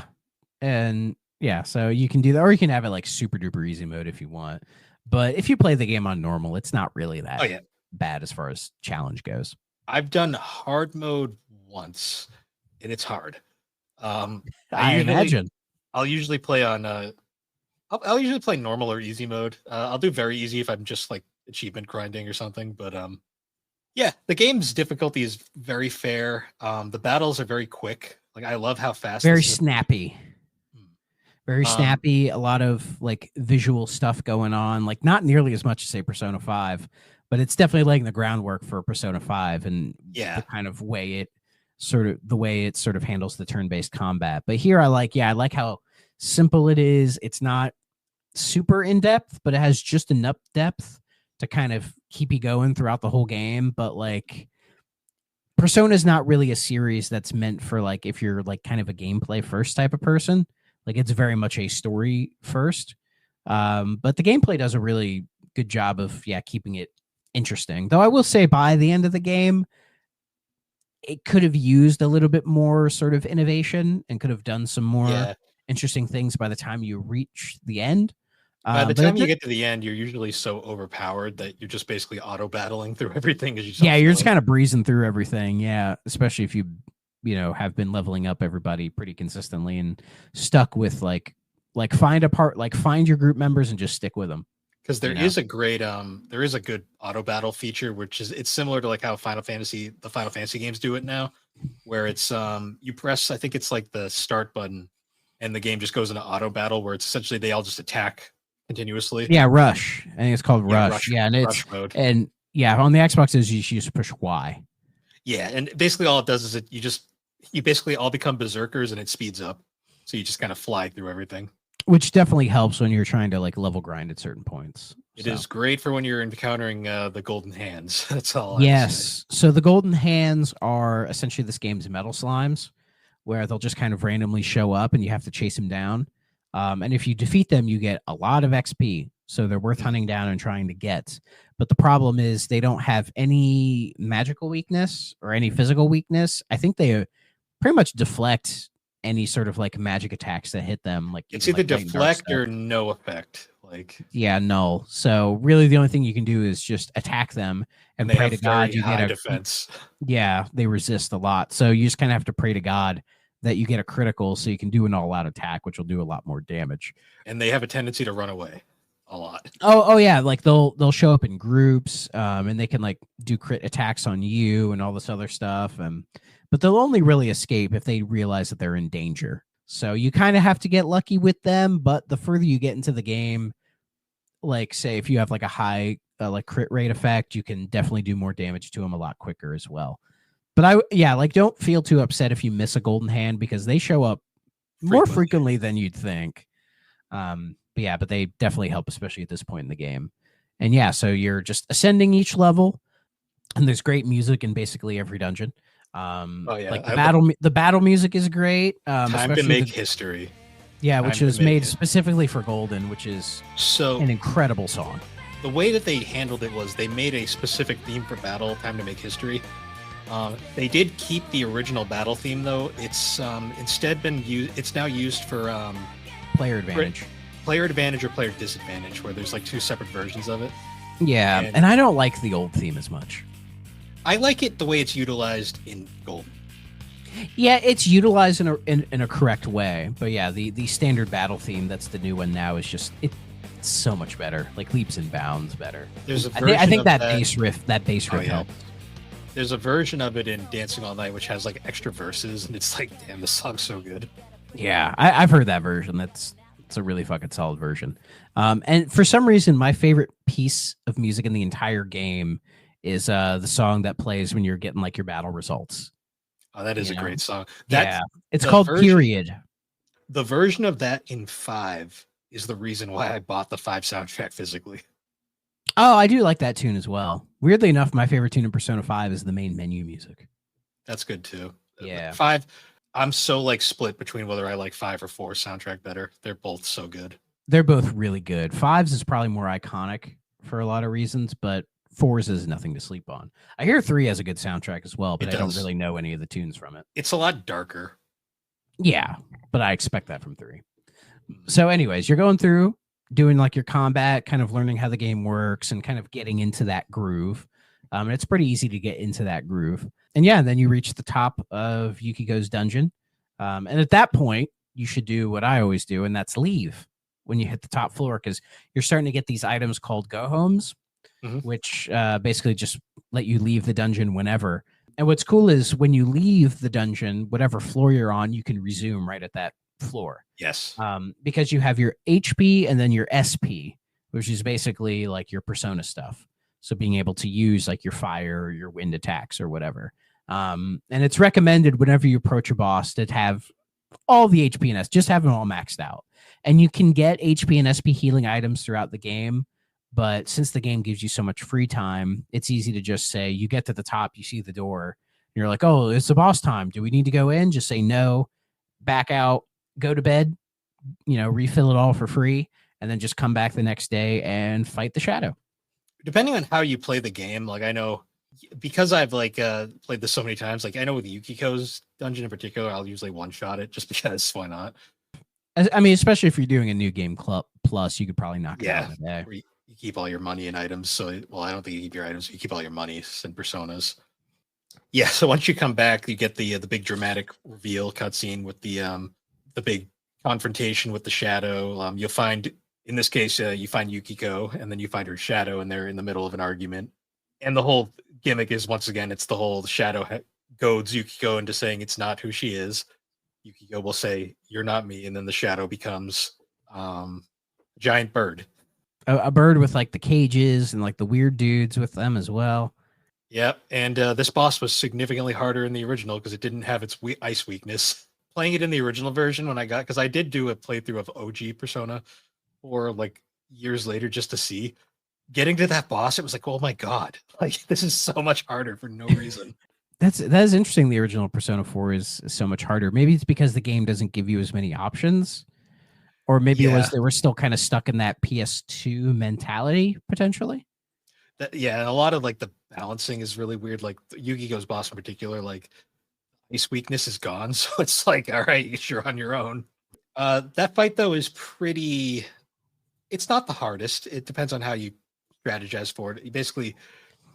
Golden, you just use Chie ice attacks and just kind of like spam that and then just beat the crap out of it with you and Yosuke.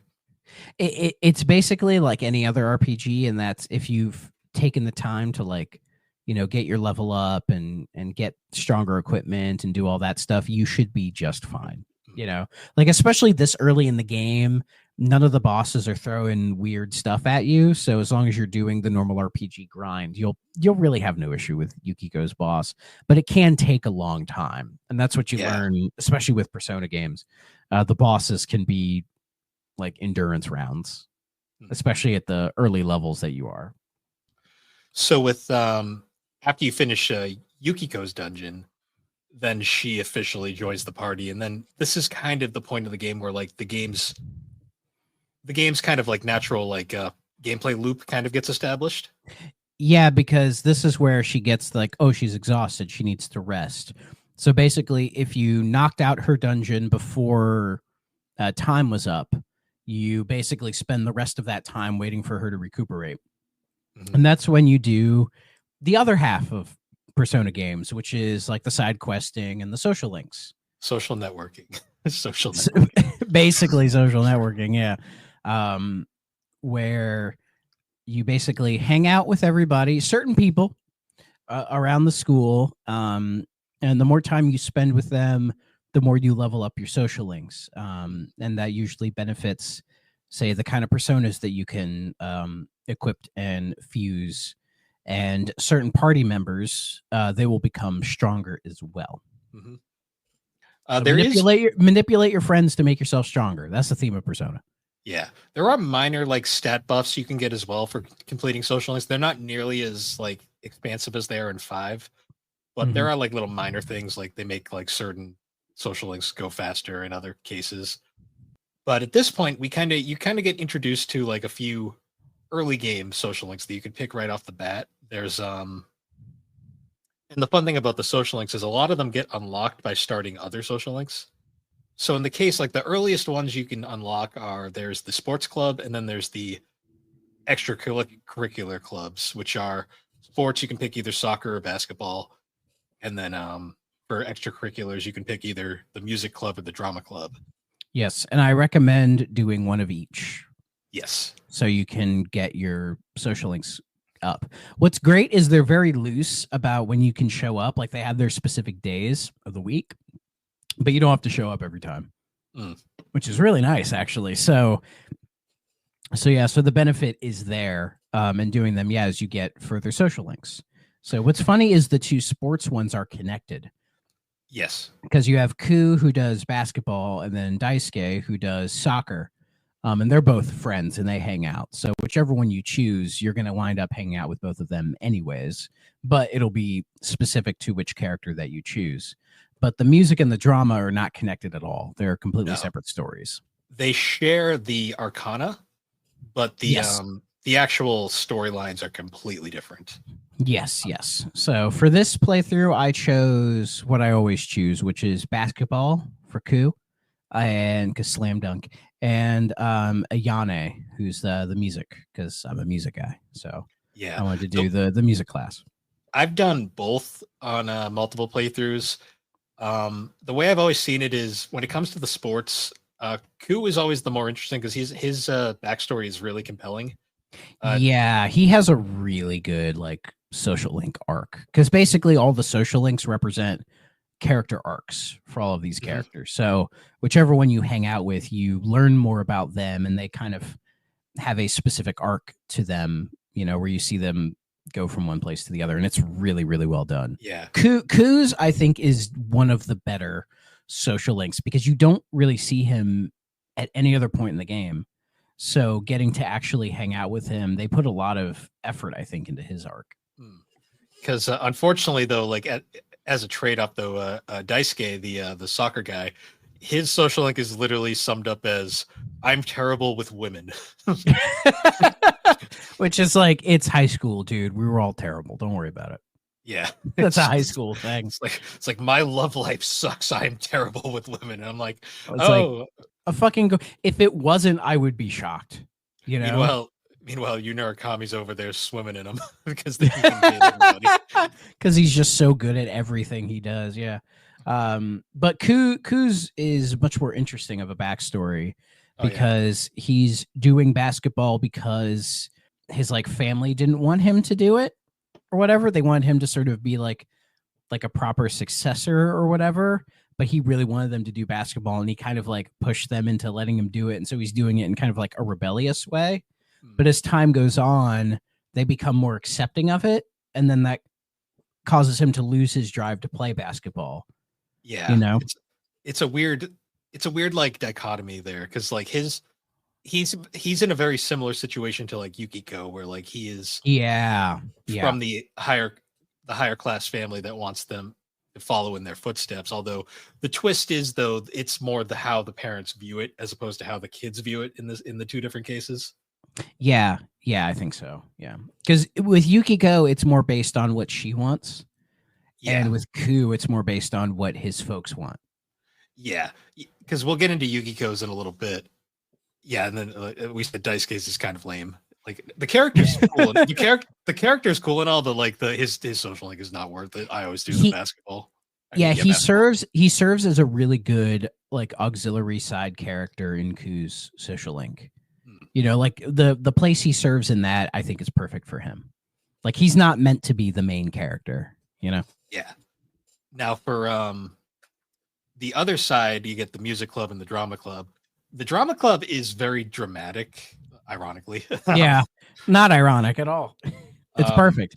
You ever been around fucking drama club? Oh my uh, god, I, these I people had to, are these people are insane. in high school. I had to make a part to fix something in the drama club for the drama club. I always kind of enjoyed being a fly on the wall for those weird fuckers because it can be entertaining for sure. Yeah. That being said, though, her social link, it's fine. I do it every now and then. Sometimes when I don't want like sunshine and rainbows, because that's what the music club one is. Oh yeah, because the music club is sweet little Yane senpai. Oh, senpai. She's great. I like her character, and she has a really nice arc as well. Yeah. She's also the one thing about this game is there is one of the side things is you can romance pretty much all the female characters in this game.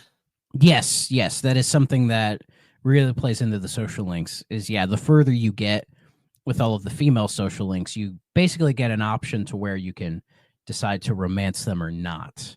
And so technically every female that you social link with, every woman that you social link with, you can choose to romance them if you want. And that's the thing. It would be really interesting if there was one of them that you wanted to romance and they just went, nah, I'm good. I know, right? They just say no. Yeah, they're just like, oh, okay, like you have to face the rejection as opposed to them. They might do that in 6. Who knows? Because I think that's an interesting idea. Even though there's one that the romance isn't really a romance, not necessarily, but yeah, but we can get into that later. But yeah, you can romance them all, and I find anybody trying to romance Ayane is fucking creepy. Okay. Yeah. The reason I bring Ayane up is because when you get to the actual confession scene, you get the choice of you can either further it or you can go to the friendship route and cut off the advances right there. Yeah, it's basically like do you like hug them and say, "Oh, I love you. You're like the most perfect thing in the world," or you give them a high five and be like, "Good job, friendo." That's basically every single one of them is that. Pretty much. And the reason I bring up Ayane is she is one of the ones that takes the rejection the best. Yeah, some of them take it better than others, but I think Ayane is fine with it because her whole arc is that she plays the trombone. She's not very good at it, but she's in the music club because I think they like having her around, and she does a lot of the extra stuff. She's trying to get better, and at one point, the main trombone player gets hurt, and so they have a concert coming up. And they're like, "Oh, Yana, you gotta be the one," And she's like, "Oh shit," It's like it's her chance to shine, right? And so she starts like practicing all the fucking time, and it's like actually starting to get better. But then the guy comes back and he's like, "Oh, I'm good to go." And then they say to Yana like, "Oh, do you want to still do it, or you want to give it back to him?" And her being the generous sweetheart that she is, she gives it back to him, even though she was very upset about it. But it also sucks too because you can tell the rest of the band kind of wants the other guy more than her, but they're have it out of obligation. That's fair, but I do like shortly after that she says a line that I really like. She's like, "I'm going to be more selfish." I think I need to start being more selfish. Yeah, and basically, and then it ends with her like deciding she's going to go like study abroad and like actually wants to commit to her instrument more, because she's noticed she's been getting better at it. And I think she's like, I still need to pursue this and actually go somewhere where they actually like kind of want me to be there, kind of a thing, where she's like not giving up on her dreams because the people around her are kind of shitty. And you kind of help push her into that, which felt good. I'm like, hell yeah, Ayane, you be the best you can be. That's the thing about the social links that I love is the game is very good at making them really addicting. Because once you finish one, like you just get that dopamine hit and you're like, I did this. I made everything better, like in this game for these characters. I'm the most important person in this person's life. I know. Feels like that's something. But I just like the way certain characters more than others. Yeah. I just like the way that once you complete a social link, it the character really is better off than when they started. Yeah, it definitely gives you that feeling of like, oh, I am like helping these people to be better people, kind of a thing, Yeah, because like in the drama club one, like you go through that and like the way hers ends is so infuriating, where it's like you can't even say no to the love confession. It's literally you're alone in a room, and literally the thing is basically it ends with she's like, you can either accept my feelings or just leave. And then if you leave, she literally just turns around and goes, "Oh, okay then, bye." Yeah, I did a little bit of the drama club in one of my playthroughs, but I didn't, play it long enough to see it go to the end. But that one was one where I'm like, I feel like it's not as interesting as it starts. Like, it starts kind of interesting, but I have a feeling it doesn't end very interesting. That ending was such a punch to the face. I was like, oh, okay. Like, this sucks. Yeah. And then you never see her again, other than like those like occasional cutscenes where they're like, your friends are thinking about you moments. Oh yeah, the part where it's like, yeah, like your maxed out bonds show up to help you at like the very end or whatever. Yeah. So I always pick the music club just because it's a much more heartwarming story. Oh, very heartwarming. Very heartwarming. Those are the only two though where you make a choice like that. Every other social link is basically like they are set to a specific person. Yeah. And the social links are they're kind of weird because like the characters will usually be in a very specific spot, like almost every day. And sometimes you can hang out with them and it'll increase your social link. Other times it won't. It feels like it's random. It's probably not, but it comes off as like kind of random. They are there. I will say they are kind of random because there is one character mid-game, Naoshi, the son of the girl that got killed earlier. Oh, you mean the brother? The brother, yeah, the son of the family, the brother of the girl that got killed. Yeah, if he was her son, I would be very concerned. Yeah, a Freudian slip there. Basically, his social link is one of the most annoying in the game. Not the social link itself. The social link is great, but he doesn't get unlocked until mid-game, where you fill in for the medical staff for like a day, and then he shows up and he's like, "I hate you." And it's like, "Nice to meet you, bud." Yeah, you're like, "No, you're gonna stay here and fucking help me clean." He's like, "Oh, I don't wanna." Like, fuck you. You gotta come here and help me clean. Yeah. The thing about his social link is you find him. He's in the main hallway, usually next to Yukiko and Rise, like in that area. Yeah. The thing is, half the game he's never there. Like, I swear to God, like. And once you activate a social link, you can't increase it until you go to like the shopping district. Yes. Because then that's when he starts to like appear in there, and it's like, why did you fucking move from there to there? It's really annoying. Yeah. His social link is kind of cool though, because like the big thing with his is his is very much he's the Hanged Man Arcana, which is like very dark. His whole social link is centered around like he is basically like still living the trauma from his sister being killed. I mean, that makes sense, doesn't it? But the main like thing is like he's sick and tired of everybody pitying him all the time. Mm-hmm. And that's why he's kind of acting out like that. And like the whole thing is like you basically have to like let him know that like basically the whole thing is you have to like just help him like accept the fact that she's died, but do it in a way that isn't like overly pitying him. Yeah. It feels like everyone's like feeling sorry for him, but like not actually making sure that he's okay. And like, yeah, it's one of those things. Yeah. Like when somebody deals with a traumatic death like that, a lot of times people will comfort them, but in a way that comforts themselves. Yes. Yeah. The big conclusion to his is essentially letting him cry it out and like finally come to terms with it without without having him like feel smothered at the same time. Yeah, which is really the way to do it, I think. I did do a little bit of his, but by the time I got to it in the game, I was so near the end that I couldn't max it out even if I wanted to. You have to start his the second it becomes available because there's and I did not because there's a lot of gaps where it doesn't even happen at all, but you can tell you're progressing that story, but not in a way that upgrades the social link. Yeah, New Game Plus is usually where I will get his done. Mm-hmm. I think other than that, the only other obscure social links are there's the job related ones where you can get a part-time job either after school or at night. And the reason you want to get a nighttime one is so that you can go out every night without Dojima stopping you. Yes, because when you start the game, Dojima most of the time is not there. So you can just kind of leave it if you want, like kind of come and go as you please. Nanaka doesn't care.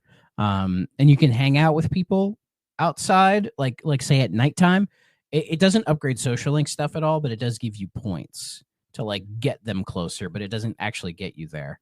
And then there's other things you can do, like the one main store that you can buy items from, like at night, turns into like a weird fucking casino that you can buy like equipment from her, but it requires like specific like currency that you only get in the dungeons. It's a very weird thing. Did you go in there the first time and be like, oh, well, excuse me? Yeah, I was like, what the fuck? Well, because you go by it and it's like hustling and bustling, and you're like, what the hell's going on in there? And then, yeah, it's like a makeshift casino.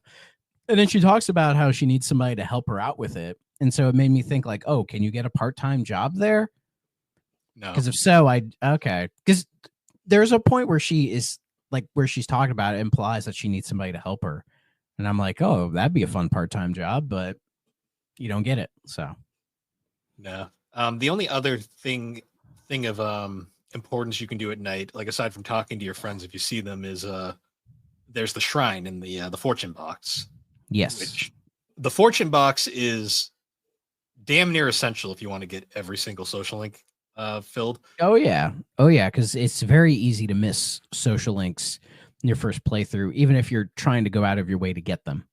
It's also very easy to miss that damn fortune box if you don't know what you're doing. Yeah. Because you have to talk to this one elderly gentleman outside of the shrine, and he'll go and unlock it. But if you never talk to him, he'll never unlock it, and you can never use it.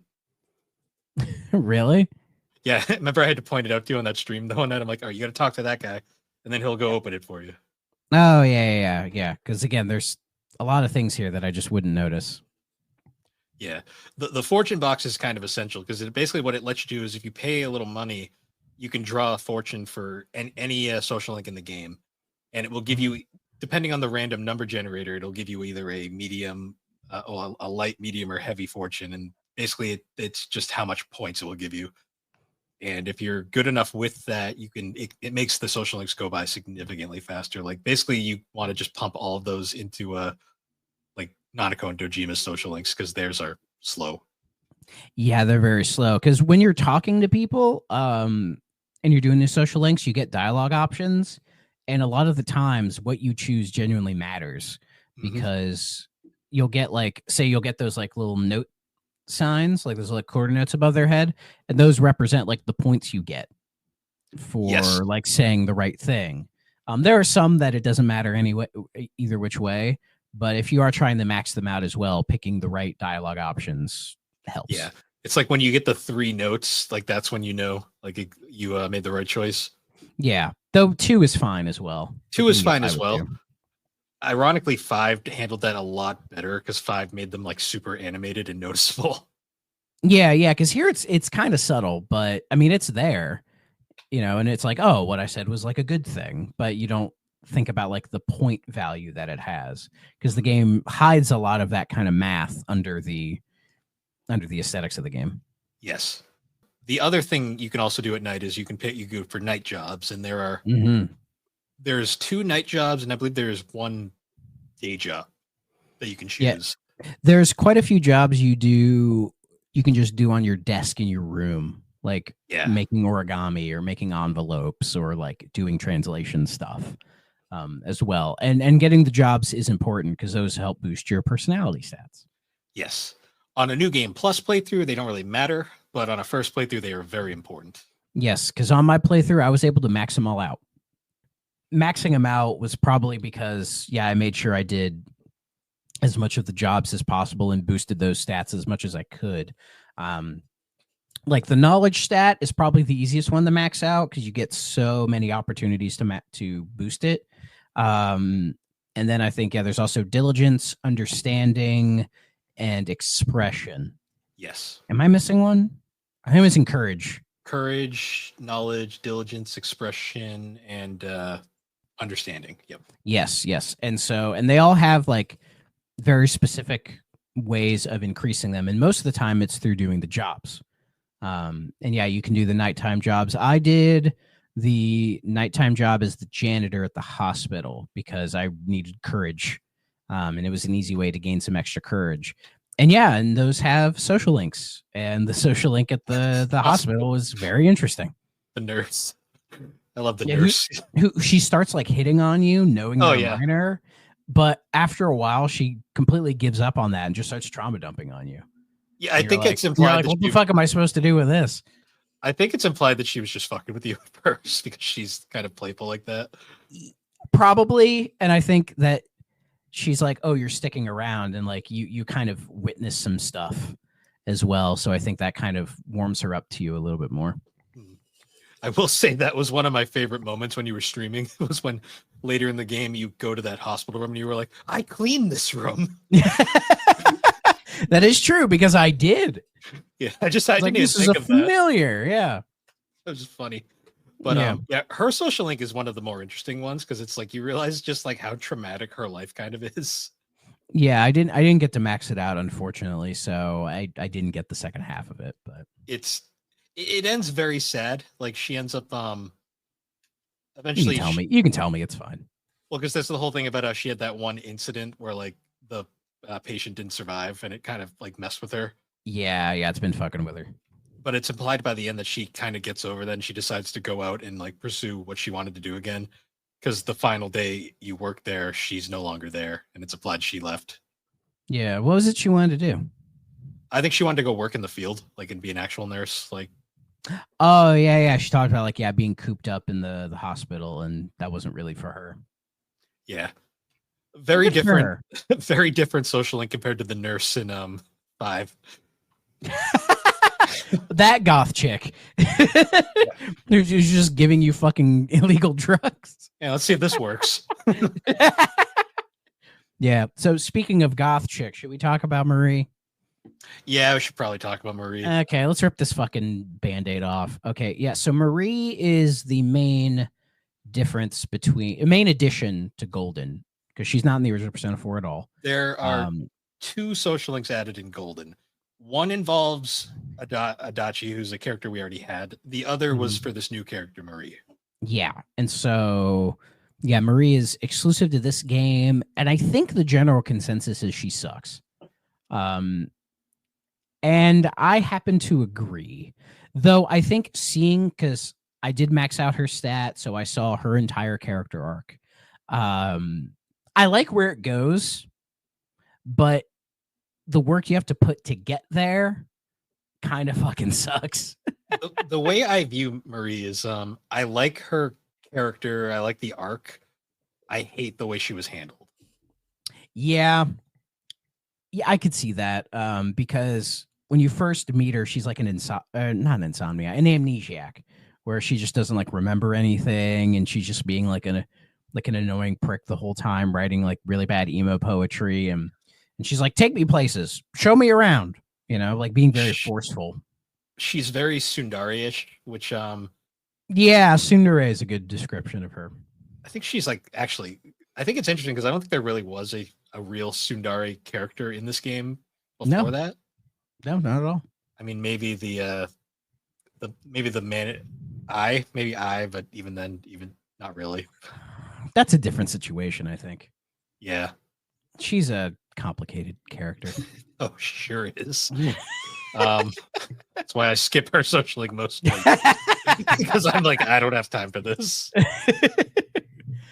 I hate that, like, IRL, that's the type of girl I would go for, especially in high school, because I'm a fucking idiot. Yeah.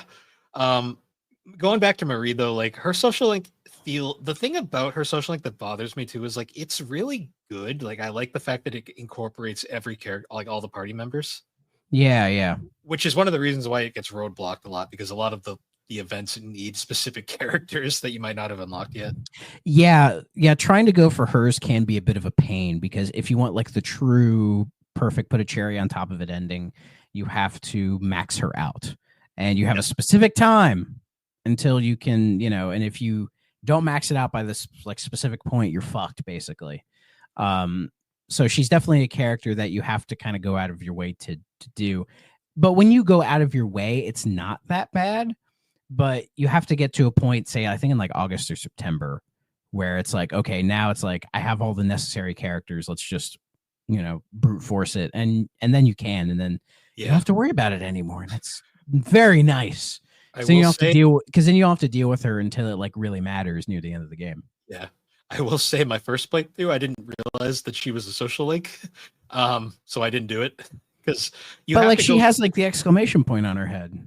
Well, you have to go into the Velvet Room and talk to her, and I just never did. Oh yeah, like the first time Yeah, to like. Oh, that's fair. That's fair. I just never did because I was like, Because I does don't the game even tell you like, oh, you should probably like spend some time with her? know. All it does is be like, well, Margaret kind of like mentions like talk to Marie, and I was like, I don't wanna, and I just didn't. Yeah. I think they just assumed they're like, oh, it's a goth chick. Of course, these fuckers are gonna talk to her. Oh, it's like it's well, they're like, oh, she's new and interesting. They'll definitely want to chat with her. And I was like, I still mean, I trying. think if you had played the original Persona 4 and then went to Golden, you would notice it was different, and you'd be like, oh, let's see what's different. So Yeah. that I can understand. But if you're going to the game without playing any of them, you wouldn't know.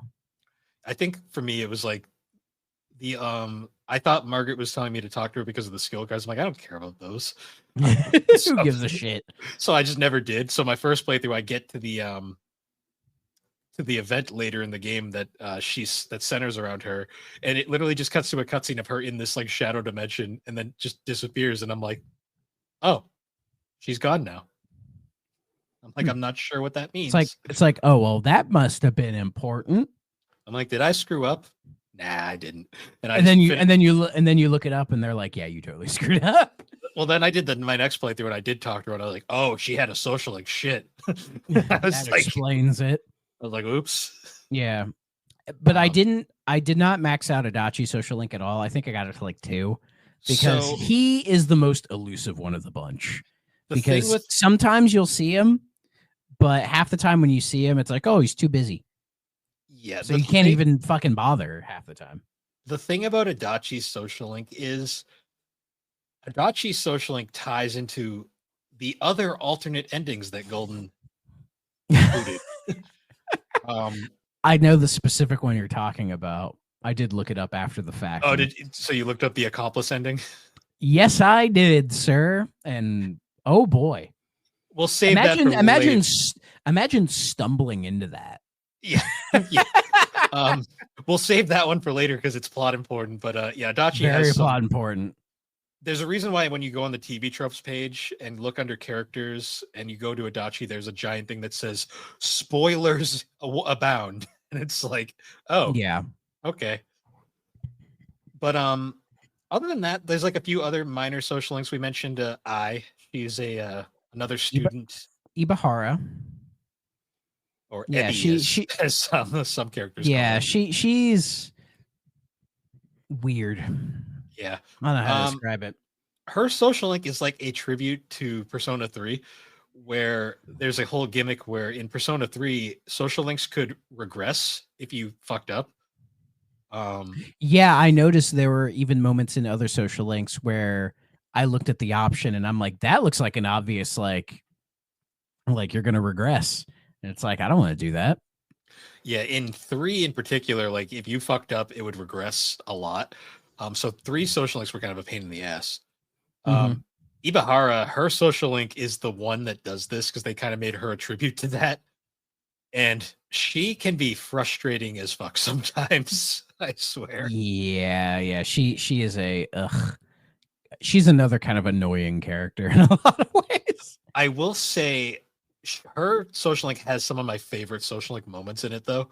Because they're occasionally you'll go on like dates with her.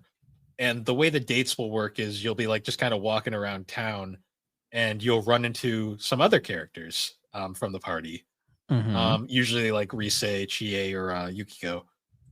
In most cases, Ibahara will chase them off. Like she'll chase Rise off, she'll chase Chie off. She runs into Yukiko. Yukiko's is the funniest one.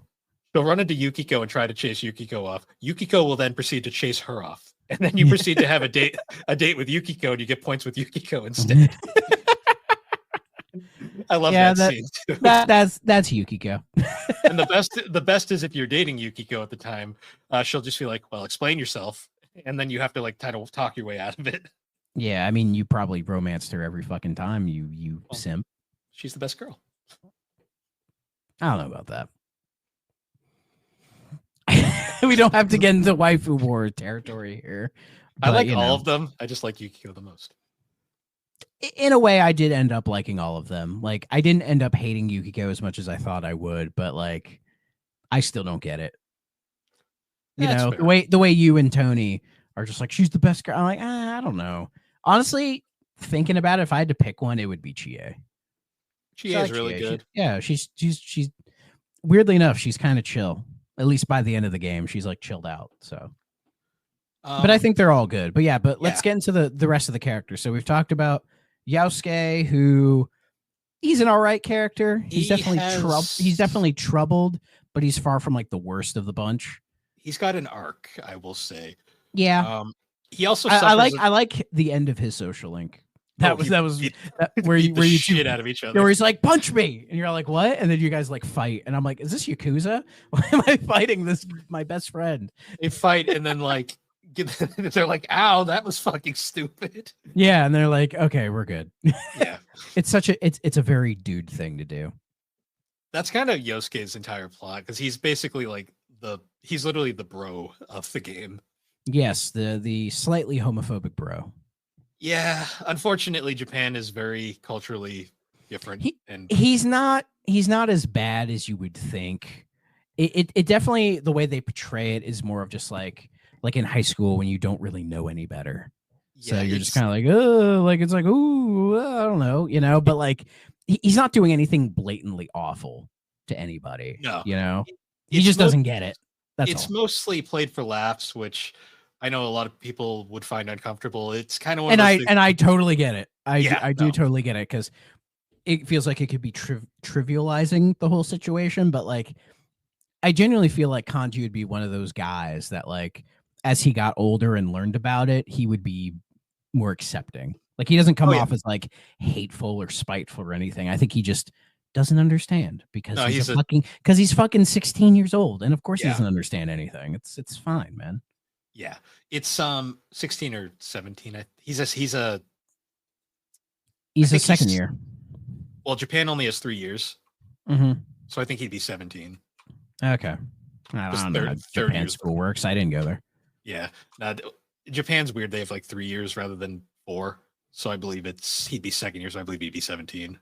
Gotcha. Okay, but there's Yosuke, there's Chie, who I think we all like. Chie's character arc is really fun too, because it's really I do like her arc. She was the first social link I maxed out, and I did enjoy the resolution to hers. It was really good. Hers is very interesting too, because it's very much about that whole. She doesn't want people to completely like treat her like she's fragile, but she does want to be kind of pampered at the same time. Yeah, but also she like, you know, she stands up for people and has like a good heart and all that kind of stuff, you know. Like, my favorite part is at the end of her social link, when they're confronting those bullies going after the kid, you get the option to either do nothing, which is stupid, don't do that. You can protect Chie, which is also dumb, or you can fight with her. And I love that. Like, you just join in the fight with her. Yeah, I always did that, because I'm like, yeah, let's fucking beat these assholes. I was hoping for a battle. I was hoping for like maybe like a secret boss battle or something, but that didn't happen, unfortunately. Just a cutscene. But yeah, another part of her character arc is how like people always ask her about Yukiko, because she's Yukiko's best friend. So people are like, oh, where's Yukiko? How's Yukiko doing? Or that one guy who's like, you know, hey, can Yukiko go on like a date with me or whatever? And she is just like, ask her yourself, you fucking creep.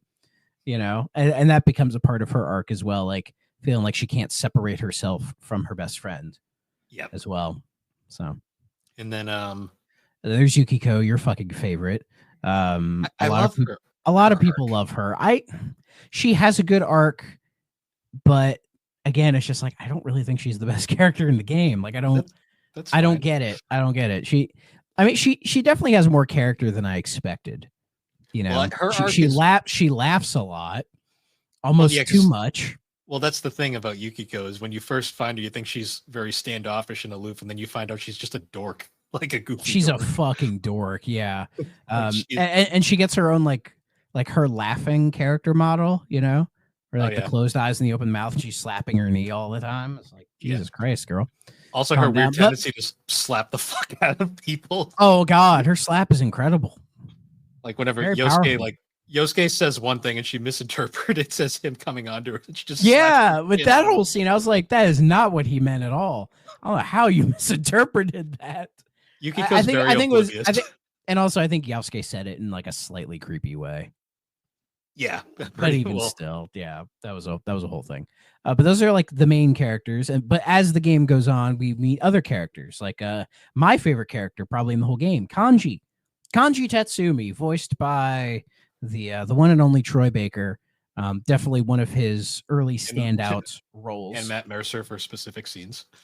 For Golden, yeah. But yeah, definitely one of his more like early roles that kind of helped him stand out. Because it was this and Vesperia, which we mentioned earlier with Yuri. Like those are the two roles that really, I think, allowed Troy Baker to become they're the roles like a big name. He became one of the most sought after voice actors in the entire industry. Yeah, and then it was with I would say probably Joel in Last of Us and Booker DeWitt in BioShock Infinite that made him like a mainstream name. Like that's when people knew who the guy was, like to everything. Which is, and now why he's like one of the biggest voice actors or one of the biggest actors in the gaming industry to this day. Like he did fucking Indiana Jones, The Great Circle, and it was fantastic. Like people compared like his version of Harrison Ford's voice to Harrison Ford's voice. Like there's YouTube videos where you can hear the side by side, and it is like very close. There are slight differences, obviously, but his impersonation is very fucking good. Like if you didn't know any better, you would assume it's Harrison Ford. Like it's that good. So and yeah, he's super fucking talented. And Kanji is one of my favorite roles he ever did. Like Kanji is such a good. I don't think anybody hates Kanji. No. Kanji is literally, in my opinion, the most complex character in the game. Yeah, like I think he's the most fan favorite as well. And yeah, he goes through quite an interesting arc because you meet him and he's like one of like the bad kids who has like tattoos and like wants to be in a motorcycle gang and all of a sudden like he's got the piercings and shit. But he's like the very next dungeon, and you see that like in his dungeon it's like was it like a bathhouse? Yeah, and he's acting very effeminate, we'll just say. And then you go in and yeah, you can tell like his main story arc is him kind of struggling with his identity in that way. Where he, like, is when his dad died, and he lives with his mom who works at the textile industry. Like he's just like, oh, I need to be the man of the house, and so he starts trying to put up this like kind of like tough front and like beating people up and shit. But really deep down, he's just a softie. Well, because it's implied in his backstory that he was made fun of for being into like sewing and making like crafts and stuff. Mm-hmm. And because of that, he overcorrected like a lot of people do at that age. And now he's gone full out into this, the quote unquote Japanese delinquent look, which is the bleached hair, like the biker jacket look. The whole nine. Yeah. And then they try to imply, I think, that he's gay because at one point he's chatting with a non-named character who looks a bit androgynous. And you're like, what's going on there? And he gets like very kind of flustered and everything. And then of course, when you're in the bathhouse, it's kind of implied that like, you know, he's struggling with his sexuality, basically, which a lot of high schoolers do at that age. It's not that big. It's not that big a deal. This entire scene kind of is one of the, I swear, like every year or so, like it gets brought up again. Like people online will like be like, what is going on here? And I'm just like, it's not that deep. It's deep, but it's not that deep, guys. And like, yeah, like there are people who debate on like, you know, is Kanji gay or all that kind of stuff.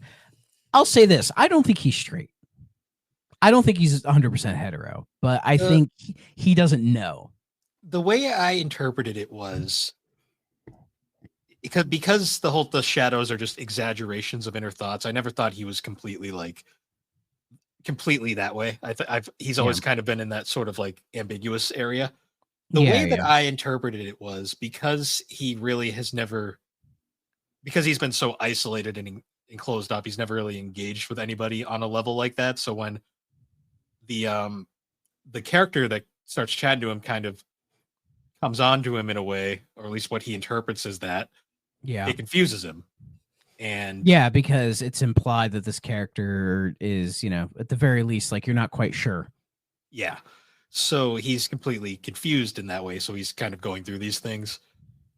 it's later revealed stuff we'll get to later, but I think the entire interpretation of his social link is that he's very in touch with his feminine side.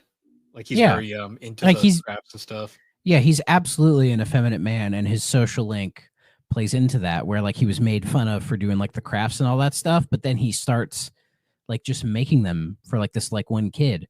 And whatever like he makes them, he's like, oh, here you go. And everyone's like, Jesus Christ, these are like really fucking good. Like everyone's impressed with how well they're done. And like his mom is kind of pushing him to sell them in the shop, and he doesn't want to do it, but then he like starts teaching classes on how to make them and all the other stuff. And yeah, at the end of the game, he becomes much more in touch with himself, you know, becoming less of like that delinquent and just being like, I'm me, man, you know.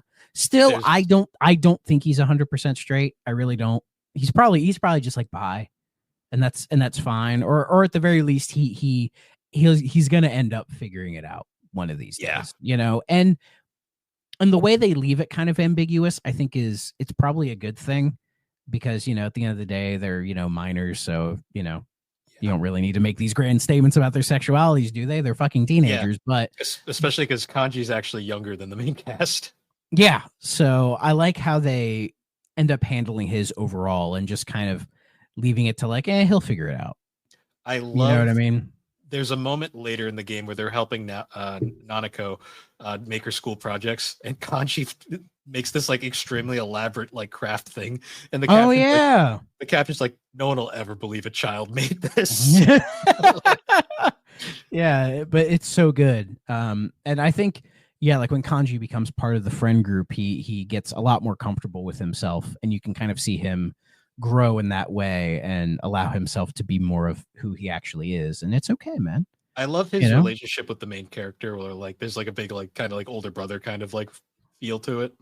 Yeah. And also why I'm glad they didn't just like straight out make him gay is that I think it will also say to like people playing this game, it's like, hey, if you're a dude and if you're, you know, slightly effeminate, it's all right, man. You know, like you don't have to be gay because you're effeminate. You know what I mean? Like they kind of do like the halfway thing of like acceptance of like, you know, if he's gay, then they're cool and they love him anyway. But if not, and he's just like slightly effeminate, they, you know, he's accepted no matter what. Yeah. Kind of a thing, which I think is kind of what they were going with Kanji, is that, you know, you don't have to be a stereotypical dude, and that's okay. And what isn't a stereotypical dude is however you want to place it, you know. But it's done in like kind of that conservative Japanese way where they're not taking a huge stance one way or the other. But I think in the end that helps the character, because then that message is allowed to be spread to everybody. Yes. And I love the fact too, like once he joins the party, he's like one of them, and like he's like included with everything. I love his goofy and he's great. I fucking love Kanji. God, he's such a goddamn goofball. Yeah, like his weapon of choice is a fucking chair, like folding chair. Yeah, or the desk. You can give him a desk later, which is awesome. Yeah, and he's a super powerful character in battle, and he's definitely worth having once you get him in battle. He's got some of the best physical moves in the game. Oh, for sure. So then after Kanji, we get a Risei, who I ended up waifuing, but thinking I'm like, maybe I shouldn't have. I don't hate Risei at all. I think Risei is she's another character that I think is more complex than some people give her credit for. But I get why people would find her off-putting, because she's very much like an idol who, you know, kind of abandoned all of it because she was just kind of like, fuck this, but also her family needed help, and she used it as an opportunity to be like a normal person. Japanese idol culture is a very complicated and kind of messed up industry. I kind of, if Risei is sort of the epitome of idol culture, I fucking hate it. I think it's gross and disgusting.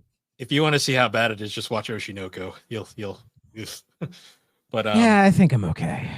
I'll take your word for it. It's a good show, but I'm sure it is. The epitome of Japanese idol culture is very dark. And yeah, it seems fucked up. The whole thing with Risei is she basically is fed up with it and she walks away, which is apparently really hard to do, because once you walk away, there's no chance you can ever come back. Yeah, and it's also hard to live a normal life after that, because then with Reset, like everyone's like, Reset, That's her set. Like, and her fucking agent shows up half the time and is trying to get like her goad her back. into come back, and she's always like, dude, fuck off, dude. You know, like she's like in this walking away, it's like she's claiming back her power. And a lot of her social link is about her like taking control of her own life and control of her own destiny as well. Because then she starts talking about like getting back into it at the end, but in a way that's more on her own terms and trying to like, she's like, it's going to be hard and I'm gonna have to climb the ladder again. But like, she wants to do it that way because then it's earned, you know, that she's not handed it, that she gets to actually like earn it, which I think is good, you know? So, and I do enjoy her arc and hanging out with her, but she like completely simps for you the moment you two meet. Basically, she's all over him. She's unsubtle to the point where if you are romancing another character, there's a very subtle sweat drop that will appear over their heads at times, and then when it'll basically be like they're annoyed. Like, calm down, girl. It's not that big a deal. But Rise is cool. She's also voiced by Laura Bailey, a very iconic voice actress in the. Oh yeah, is that the one everyone got mad at? They were mad at her for playing. It was Nadine in Uncharted 4. Not Nadine in Uncharted 4. No, because she was Abby in Last of Us Part 2. Oh, okay, yeah. That's the one. Yeah, because I was like, I know that name. And I thought when that happened, that whole thing was complete bullshit because people didn't like Abby. Because people didn't like Abby as a character, and that's fine. I don't like her as a character either, but it's not fucking her fault. She didn't write it. You know, she was just doing her job, and I think she did a fine job. Oh yeah, she's also Kate Diaz in the Gears series, and I fucking love Kate in Gears 4 and 5. She awesome. Has a very iconic voice. She was Oh yeah, she's in Catherine as well. Mm-hmm. All these fucking people are in Catherine. What the hell? Yeah. And Troy, he's Vincent. Vincent. Yeah. Yep. God damn it, man. Atlas just uses the same people all the time. Well, unfortunately, the reason why they don't use a lot of them now is a lot of them are union actors and they can't use them because they're too expensive. But yeah, well, and probably when they went to Persona 5, they're like, if we keep reusing the voices, everyone's going to recognize them. And with them doing the Persona Q stuff, it'd probably be better to have different voice actors. Yeah, I know Troy did come back for Catherine because he did that for full body. Yeah, he did that by choice because he was a fan of the role. Well, to be fair, I think like he loves doing a lot of those old roles, you know, like I was telling somebody the other day about the Tales of Vesperia stuff, with how Bamco didn't ask him back for the definitive edition because they thought he wouldn't want to do it or would ask for too much money or whatever. But people asked Troy about it and he said, I would have done it. Like I would, because he liked that role so much and it was important to him that he's like, I would have absolutely. Like, I think he implied he would have done it for free. Probably not, but like implying that he would have done it for much less money because he just loved the character so much. And he was kind of saddened by that. Yeah. It's actually gotten so bad to the point where his common replacement, Matt Mercer, he won't do any parts that were previous Troy Baker roles anymore because he does not want to be forever typecast as replacement Troy Baker. I don't blame him because he's pretty good in his own right. Yeah, because he's a character in 5 that's very good. Yeah, so but yeah, I feel bad for Laura because you know she had to deal with all that kind of bullshit. When you look at her list of what she's done throughout the years, and she's done a lot. You know. Oh yeah. Look, she was Rain in Blood Rain. What the fuck? God damn it! One of the most prolific. She's been. Yeah, she's fucking all over the place. Good for her. So yeah, then we have Naoto. Final. Naoto. Yeah, she's like the last character that you get like sort of in the main party. Yes. Well, then there's also that bit with Teddy. Do we want to talk about the Teddy part? Yeah. So when you first meet Teddy, he's the bear, right? And then like you do the zip thing and there's nothing there. And then I think it's after Risei's dungeon. Like Teddy comes with you to the normal world. Oh yeah, because Risei's dungeon has one of the biggest shock plot twists in the game where you beat Risei's shadow.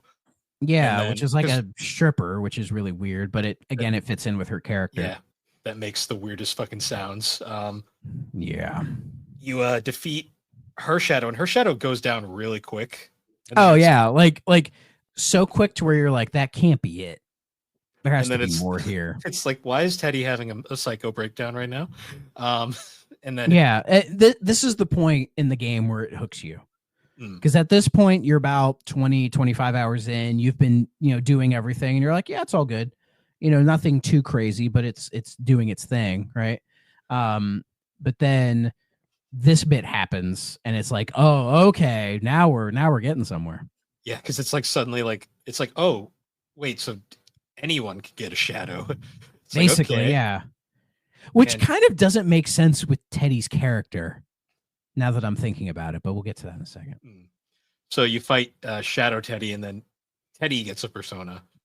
And yeah, like this big giant like evil Teddy with claws and shit. And again, not a difficult boss battle, but like the first one that's like, oh, a bit of a twist here. All right, and it kind of grabs you. You're like, okay, I'm fucking in. Let's do it. yeah. So then Teddy does his like training montage where he's like flattened and doing sit-ups. I love that. Yeah, where he's like crunching. He's like, I'm gonna get as strong as Sensei, and I think that's when you get his social link as well. And you're like, Yes. oh, I social link with Teddy. Hell yeah. Yeah, and Teddy's social link is automatic throughout the game, so it's one. Oh yeah, you don't have to bother doing his at all. It'll just happen, which is really. There's 3 of them that'll happen no matter what you do. But eventually, they go back to Juness and they find Teddy just chilling there in one of the chairs.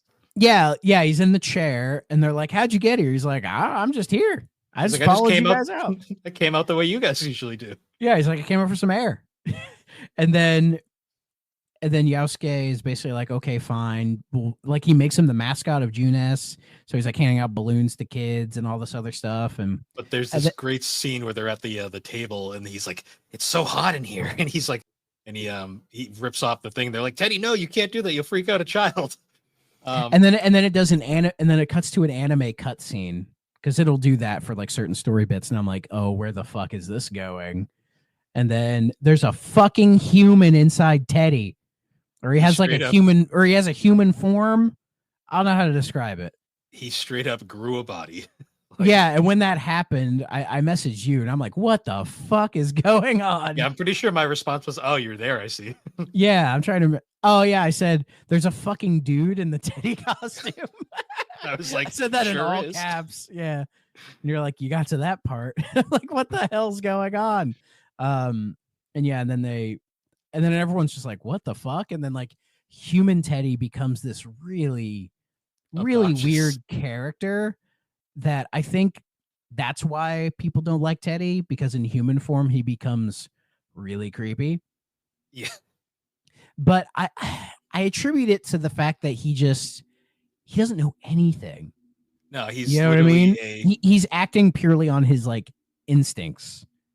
You know what I mean? So he doesn't have any of the like societal boundaries that we have, and again, they play it for laughs, because at the end of the day, they're like, oh, it's Teddy, whatever. Right. But I get why people don't like it. You know what I mean? Because I was always like, why y'all hate Teddy? I don't get it. And now that I've seen through the game, I'm like, I get why there are some people who hate Teddy for that stuff, but I don't think it's that bad. But if you view him as a shitty character for that reason, I'm not going to blame you. No, human Teddy's definitely a lot. Yeah, like he wears like the frilly shirt, and he has like the rose, and he has like the weird suede hair. Like he looks like an anime Fabio, basically. Apparently, Chie and Yukiko picked out the outfit for him, and they find out. Yeah, and I'm like, why'd they pick that out for him? And they find out they charged it to Yosuke's credit card. And they're like, well, they were like, well, we felt bad, but we really didn't. Yeah, and then Teddy starts just hanging out with Yosuke at his house. Yeah, like he just starts staying there, I guess. Yeah. Does the anime go into that, like those two living together? Not because I really want to see those shenanigans. Not super deep. We do get a bit more like Teddy. Like we get a lot more of the shenanigans outside of the demon world or the TV world, though. Okay, because I mean, they could make a whole TV show about Yosuke and Teddy living together. Yeah, because that I imagine the shenanigans are galore with those two. But anyways, yeah. So we get back to Naoto, and yeah, we've seen Naoto a couple times beforehand. Like we see when she's like talking to Kanji, and then they reference her as like, oh, this like young hotshot on the force who's helping us like solve the case and everything, right? Because around this time is when Mr. Moroka dies, yes. And yeah, King Moron. They still call him King Moron even after death, which I think is really kind of awful. I mean, I get it. He's a shitty character, but it's like, have a little bit of respect for the dead, right? But then and there's that whole like camp sequence, like when they go to the summer camp and we find out Yukiko's cooking can kill. Oh yeah, Mystery Food X. Mystery Food X, which I hope to God is in that Persona. No, I think it is in the Persona cookbook. I think they said like Mystery Food X will be in there. I hope it's just I hope it's awful. I hope it's genuinely terrible. I hope it's literally the entire page is just full of ingredients, and it's like, yeah, this is how it happened.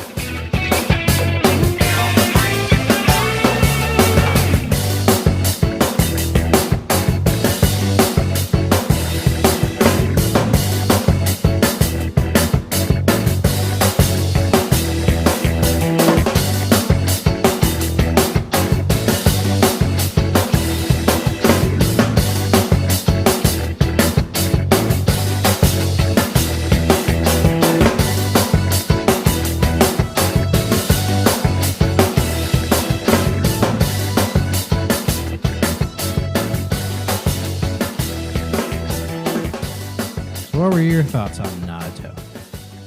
Naoto is an interesting one because she shows up very early for where she does in the game. She's kind of like a nothing character for a bit. She mostly is there just she causes the internal strife of Kanji's arc, ironically. And then yeah. Where he's like, oh, why do I feel how I feel? I just realized I spoiled the fact that she's a she, but again, if you're this far in, you've played the game. Yeah. Well, yeah, because when they first show Naoto, they do the whole like, oh, he's like a young shot or whatever, and then you meet Naoto and start talking to this he, and you're. My first thought was, there's no way, there's no fucking way. I'm just like, no, and I had heard rumblings in the past about Naoto and their character arc, and I'm just like, like I don't think they're gonna go that far, but like let's just see what happens. And so yeah, you meet Naoto, and Naoto's just doing the whole like, you know, not really denying that they're a dude, but not like being all like, oh, I'm a manly man who does manly man things, you know, like just very kind of coy about it. Just doesn't make it a big deal. Very, very ambiguous. Androgynous, even. Yes. Which people, I think a lot of people don't like that term anymore, but then yeah, then you do Naoto's dungeon, and then the big theme in Naoto's dungeon is the fucking operating table with like the fucking saws and shit and all that. And I think it's meant to imply that Naoto may be sort of trans. It's one of those things that you have to look at it via, because the way you look at it through like American eyes or like a Western eyes as opposed to like Eastern eyes. Yeah, it's very. This one is the hardest one to discuss because it is a very because also the big thing a lot of people forget is this game technically came out in 2008 and the world was very different in 2008. Yeah, the sort of opinions on say trans people back then were different. Weirdly enough, I think I could be wrong on this, but I have a weird feeling people were a little bit more accepting of them back then. And I think it's because it wasn't as big of a deal. You know, it was kind of more rare and it wasn't a political talking point like at all. Mm-hmm. So I think most people, at least from what I remember, I could be completely wrong on this. Like most people, when they would encounter like the situation, they'd just be like, oh, okay. And just didn't think nothing of it.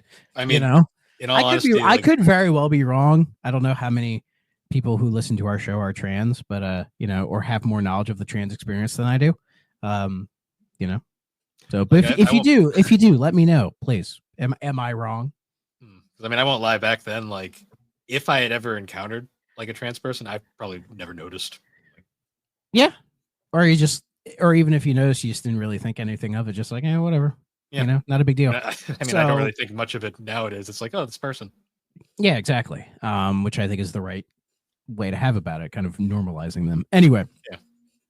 So they do that thing in the dungeon, but then as her story arc like carries on, her story doesn't really have anything to do with her being trans at all. No, it The dungeon is the weirdest part about it. Yeah, like I think they went there because they're just like, why not? Let's get fucking crazy. Like, I think there's a potential idea that maybe Naoto sort of had those thoughts in the back of her head. Again, it's all like crumbs of truth.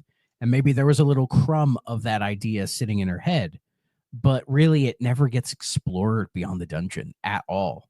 I think a lot of it had to do with just the way because like Naoto's character arc is that she is because she's a woman, she is very interested in joining a profession, which at the time, I'm not sure how it is now.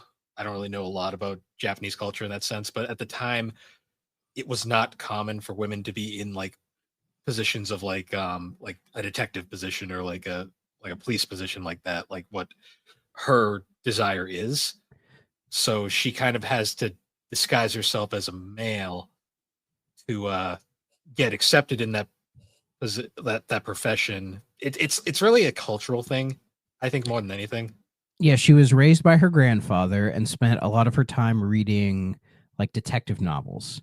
And because of that, she was like, oh, I'd really like to get into like, police or like the detective profession. But yeah, because the profession back then, and maybe even now to a certain extent, doesn't allow for like, women to be in like, especially like a leadership type of a role.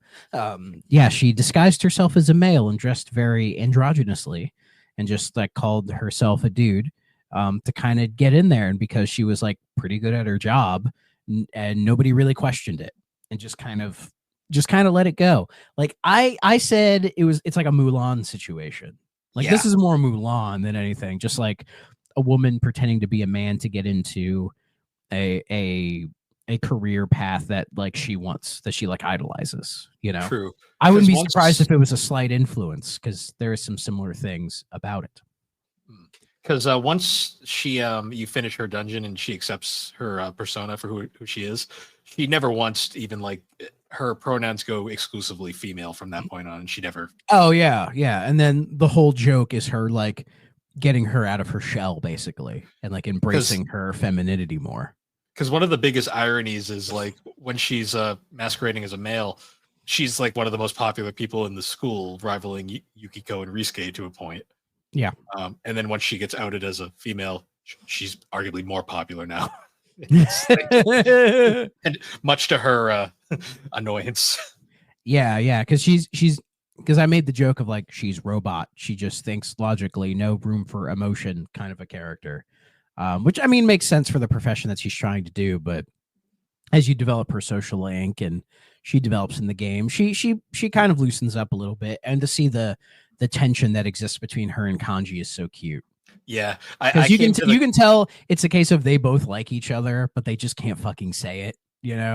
I think I joked on a Discord one night. I was like, "Yeah, Kanji's sexuality is he is Naoto sexual. Like that's that's the only person he's into." Yeah, yeah, and that's fine. I can live with that.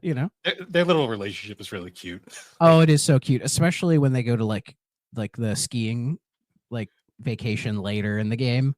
And Naoto doesn't know how to ski, and Kanji's trying to show her. Oh, God, it's so fucking adorable. They're so cute together. I hope they like fall in love. Yeah. Not to get into like shipping, but I'm just like, no, those two are like perfect for each other. Yeah. Naoto's Naoto's one of those characters that like at first glance I wasn't sure I was gonna like, but then by the end of her character arc, I was like, I like this character a lot.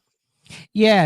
I ended up liking her, and it ends up with like. Yeah, the whole gang, Yasuke, Kanji, Chie, Rise, Naoto, Yukiko, Teddy, like everybody. Like by the end, I was like, I love this group of characters. Like I love everybody. Like this is such a lovable cast that all have like enough varied personality traits to stand out, but like together they're just a beautiful team. Like probably one of my favorite cast of characters in any like game ever. Seriously, they are really solid. Like it's rare you get an RPG where like you legitimately like every character here.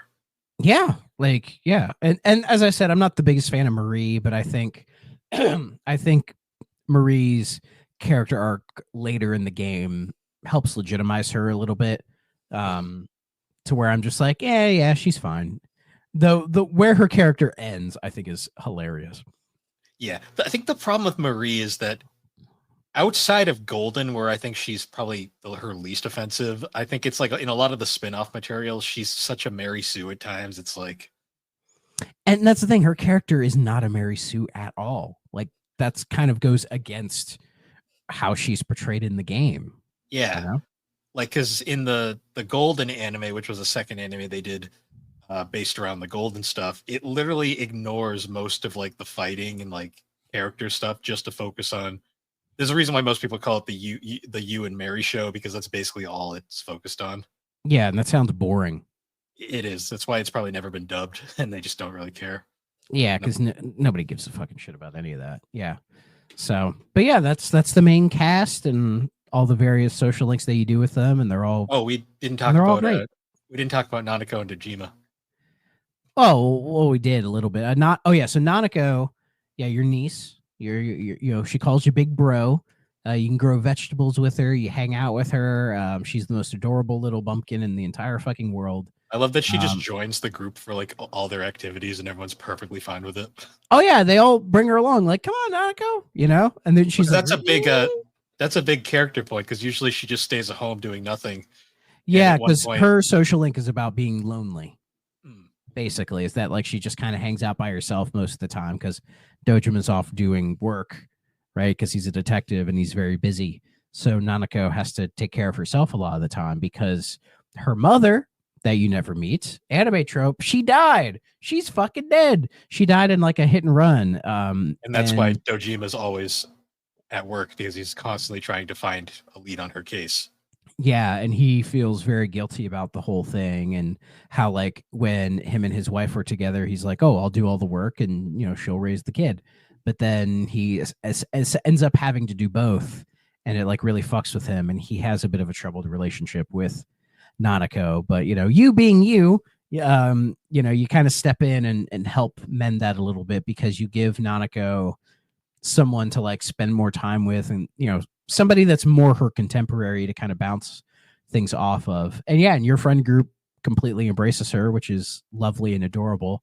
And she gets to come along for a lot of the shenanigans, like say when you go see the fireworks, or like especially a lot of the summer stuff. You know, she just kind of comes around and hangs out, and it's great. And Dojima loves it because he can just see the kind of the light in her eyes coming back, because now she has like a more solid group of friends. Though I think it's implied she has a group of friends at her school, but she just doesn't hang out with them that much. She doesn't hang out with them outside of school, I think, except for maybe like one or two occasions.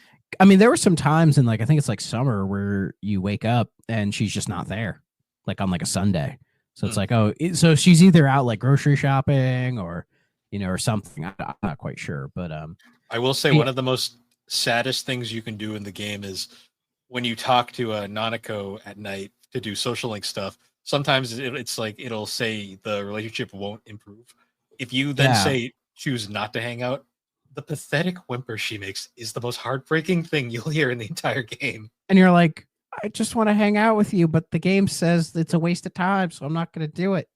Yeah, and it's just like, oh, no, I feel and bad. It hurts, and it fucking hurts every time. You're like, God damn it. I do like Dojima and use like little late night coffee talks too. Oh yeah, those are great because you get him to like, because he's kind of like emotionally distant. Yeah. But he gets to open up a bit, and you learn more about sort of his struggles as well. And you know, and again, you see like this weird kind of frayed relationship that him and Nanako have. But you know, you kind of help sort of bridge the gap a little bit because you make them realize that they both love each other and they both want to, you know, help each other out. And yeah, by the end of the game, you can tell Dojima is spending a lot more time with her, and it seems like that relationship has healed a lot more, you know, and that maybe they're able to move on, because you can tell the wife or the mother's death really did affect that, you know. Well, because there's a great I know you didn't finish Dojima's social link, but I got close. I think I was at like 8. Okay, so did you get to the point where Nanako runs away? No, I never did. Okay, that might be 9. There's a point in Dojima's social link where Nanako they're supposed to have a family trip, and then Dojima bails because he gets a lead on his wife's death. And Nanako ends up running away, and Dojima finally realizes what's important, so they chase after her. And they have this really big heartwarming scene, and then the 10th rank is like the sweetest thing because it's like they go out to the dock at night and they just have this really nice heart to heart. But then after they've all like established like their family relationship there, they hear sirens off in the distance and Dojima has to go. But Nanako's like, "Go get him, Dad." Oh, that's cute. It's like a really sweet scene. Yeah, so those are all the characters. We should probably mention some of the key plot points, like particularly the false lead on who the killer is.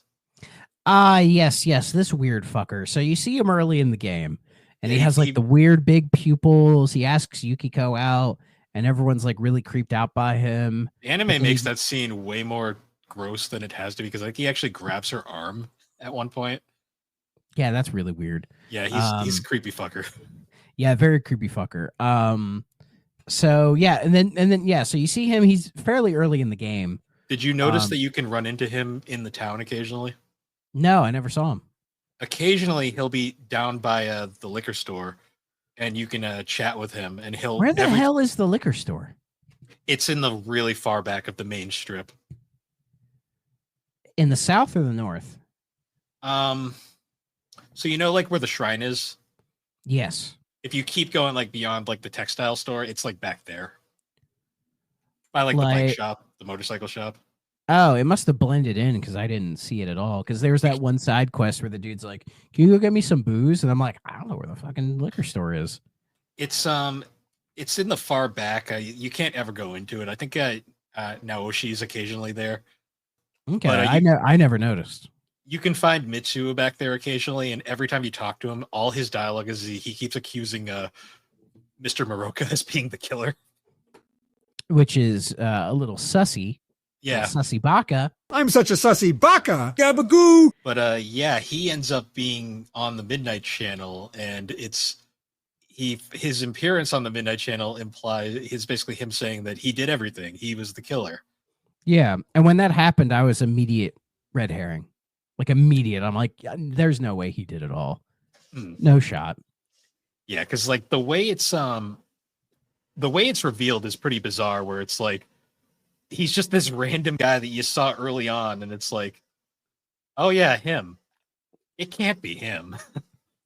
Yeah, because it and then like the gang is all like kind of convince themselves that he's the guy, and it's just like, no, this doesn't line up. It's too convenient in a lot of ways. Yeah. I will say though, his dungeon is both one of the coolest and one of the biggest pains in the ass in the entire game. It might be the best in terms of aesthetics, but it was my least favorite dungeon to explore because it's when a difficulty spike happens, and it's a really long dungeon. And the boss battle isn't really that terrible. It just takes a really long time because it's really fucking slow. It's also one of the dungeons where you'll have to like go back to a previous floor because there's an item you need to find and then like to unlock something. Yeah, they do that once or twice more after that, but it's not nearly as bad. So yeah, that dungeon kind of sucked. I will say though, the video game theme I love the level music. Oh, the 8-bit version of everything. Yeah, the 8-bit version of I'll Face Myself is like one of the coolest little like extras that they added for Golden. Yeah, when that showed up, I was like, oh, that's really cute. I like that. It fits with the theme of everything, and I quite enjoy it. So what's funny is that track is in the Golden soundtrack. That track is known as Shin Mitsu Tensei, or the American version is Revelations Mitsuo as a joke. Nice, I get that joke. So yeah, so you end up catching him and then bringing him back to. Dachi is weirdly happy about this. Oh yeah, I didn't know. Weirdly happy about it. Yeah. Because now everyone's like, "Oh, the case is closed. We're done." Right? And this happens in like what, July or August or something like that. And I'm like, "It ain't done. I got like 40 more fucking hours of this game to go. We're nowhere near done." We still haven't got a party member. Like, what the hell? Yeah, like I know better. But there's this like really big lull where it's like, oh, everything's done, so let's just, this is when you can really do your side quests and your social links, and it gives you a lot of time. There's to a few get events all that figured out. Like there's the beach event with the birth of Venus. The beach event was fun. That Yeah. was a funny event with the like Kanji bringing the fucking Speedo and everything. Oh, it was Yeah. so good. There's just like, Kanji, what are you wearing? He's like, what? Swimmer swimsuit. Oh, that's like one of my favorite like creepy Yosuke moments too. Is early in the game where like they're going swimming during the camping trip, and the girl's like, "Oh, we forgot our swimsuits. Don't worry, can't go swimming. You guys have fun." And Yosuke's like, "Don't worry, I have these." And and they're just like, "Dude, that's That's so fucking boy, no tact." So a lot of that like cute little stuff happens, and it's really good and all that. But as this happens, you're starting to get letters in the mail. Yeah, from unmarked envelopes, basically saying like, don't keep searching, or like, give up, basically. Because you eventually figure out that like, oh, this isn't done yet. because there's also these very subtle moments after you clear a dungeon where it cuts to the foggy Inaba, and there's just like a figure in the background who's like kind of being like, again, really? Or like not again. Yeah, because like, the fog starts happening. You keep checking the Midnight Channel and nothing's there. So everyone's like, it's fine, but like the Midnight Channel is still like appearing. I will say that music that plays during like a dramatic moment like that with like the little like piano and like yeah, that song is so effective for those scenes, because I'm like, damn, this is creepy. Yeah, it does a good job because the presentation of this game is very old. So the music really does a good job of helping to push some of the more emotional parts of the game. From what I read, they cut because this game, because Atlas was Atlas at the time, this game had a very small budget compared to 3, because it's very noticeable. If you play 3 and then 4, you'll notice there's a lot of budget cuts. What they did effectively, though, is they put a lot of that budget into hiring better voice actors and like putting a lot of work into the score, which I think really helped. Yeah. And getting the really good voice actors helps as well, because they really carry the game on their shoulders, because a lot of the game is almost like a visual novel, where it's just a lot of talking heads back and forth for really long periods of time. So they do animate a little bit the in-game models, but not a ton. Yeah, like you can tell it's a Vita game or Like, a PS2 game even. There are some really funny background events, though. Like there's the scene where they're having the little cookout at Dojima's house, and then Kanji like talks about salt on the watermelon. You just see his character like put the salt on and eat the watermelon, which is great. Yeah, I saw that. Or like weird things, like whenever you're going to class and you're like walking, and then you're walking with somebody, and then you do the little chat. There's always somebody who runs in the foreground before you get the zoom in fade. Every single time. One of my favorites is during the there's a little arc about they're trying to do a show at Junes, and they're all learning different instruments. Oh, that whole bit was great. Like I love the line where it's like, okay, we can bring instruments, and they're just like, Yukiko, what's that back there? And she's like, it's a gong. Yeah, I remember that bit. That was great. Yeah. It's like, what do we and then they do like the music bit where Risei's singing and everyone's playing. It's fucking awesome, dude. I love that too, because Laura Bailey got they tried the crowd surf. Yeah. My favorite part is, though, there's that scene right before, like when they're still planning everything together before they really get it down. Yeah. And this whole conversation's going on, and you just see Yukiko in the background with the saxophone trying to make it work. And they have the whole conversation, and then the conversation right after it ends, you just hear this really shriek like saxophone sound, and then Yukiko just goes, I did it. Just learning how to play the fucking thing. Yeah. It's all these little bits that really warm you to the characters and sort of like, warm you to everything that's going on, because they're like, yeah, we're going to take a break from the main story and let's, kind of enjoy everybody's company in a sense. So, and it really succeeds in that. But yeah, as the letters keep coming in, back to the serious stuff, one gets intercepted by Dojima. And he's like, what the hell is this? Yeah, because you decides to read it right in front of him. Like it's a dumbass. It's like, that was a great choice. Yeah, exactly. Yeah, and then Dojima's like, what the hell is this? Why do you, know anything about this? Or like, are you involved in the case or whatever? Because as everything has been progressing, like you keep conveniently running into Dojima or whatever, or like you have connections to the people who've been kidnapped, like Kanji and Yukiko and everything. And Dojima's like, this is really weird that you're like kind of, it feels like you're connected to this. And he's like, are you sure you're not doing anything like stupid or whatever? And you just kind of play it off. And he's trying to like play it off, but you know, you can tell he's suspicious. Yeah. So when this letter comes in, that convinces him like, hey, something's going on. Like, I need to take you down to the station. So he basically arrests you, takes you to the station, and then like he starts interrogating you, and that stuff starts going on. And then somehow in that process, Nanako gets kidnapped. Well, it's even more shocking because the that scene, what a really like the what I call the big oh shit moment there is when Dojima leaves the room. There's a TV in the room that he's being interrogated in, and it happens to be right at midnight channel time, and it turns on, and you just see Nanako on this thing, and it's like, that's oh, right. shit. And then you're like, no, oh fuck, no, you know. And then it cuts to all the party members are like running because they're like, no. Like not her, no. Like we can't let her get hurt, right? But unfortunately, she does get kidnapped. And then is it Dojima finds out at that point, or? Well, Dojima chases after the kidnapper and gets in. Because they're able to find the van that like Nanako is in. It's like a TV repair van, I think. Yeah, and then it cuts to that really great anime cutscene of Dojima, like chasing him, and it's like this really intense scene. And then like the whole thing crashes. Dojima gets hurt, and then you open the van and nobody's in there. Yeah, but there's a TV mysteriously. A giant TV. But I don't think you go. Do you go in that TV? So they kind of like debate it for a few minutes, but then Teddy points out we don't know where that's going to go. That's right. So they're like, let's just go into our normal route and go from there. Because at this point, like Teddy can be like a normal party member, as we said. So now like Rise has become like the support character the way Teddy was earlier. And I will say I much prefer Rise in that role. Nothing against Teddy, but I love Rise's little like quips and stuff. She is super fucking helpful, and doing her social link is almost kind of crucial because she gets so many abilities that can help you in battle. Like she can block attacks, she can buff you up, and then she can get like I think it's like ultimate analysis, where when you hit analysis on any character, it just shows you everything, and she'll even tell you what they're fucking weak to as well.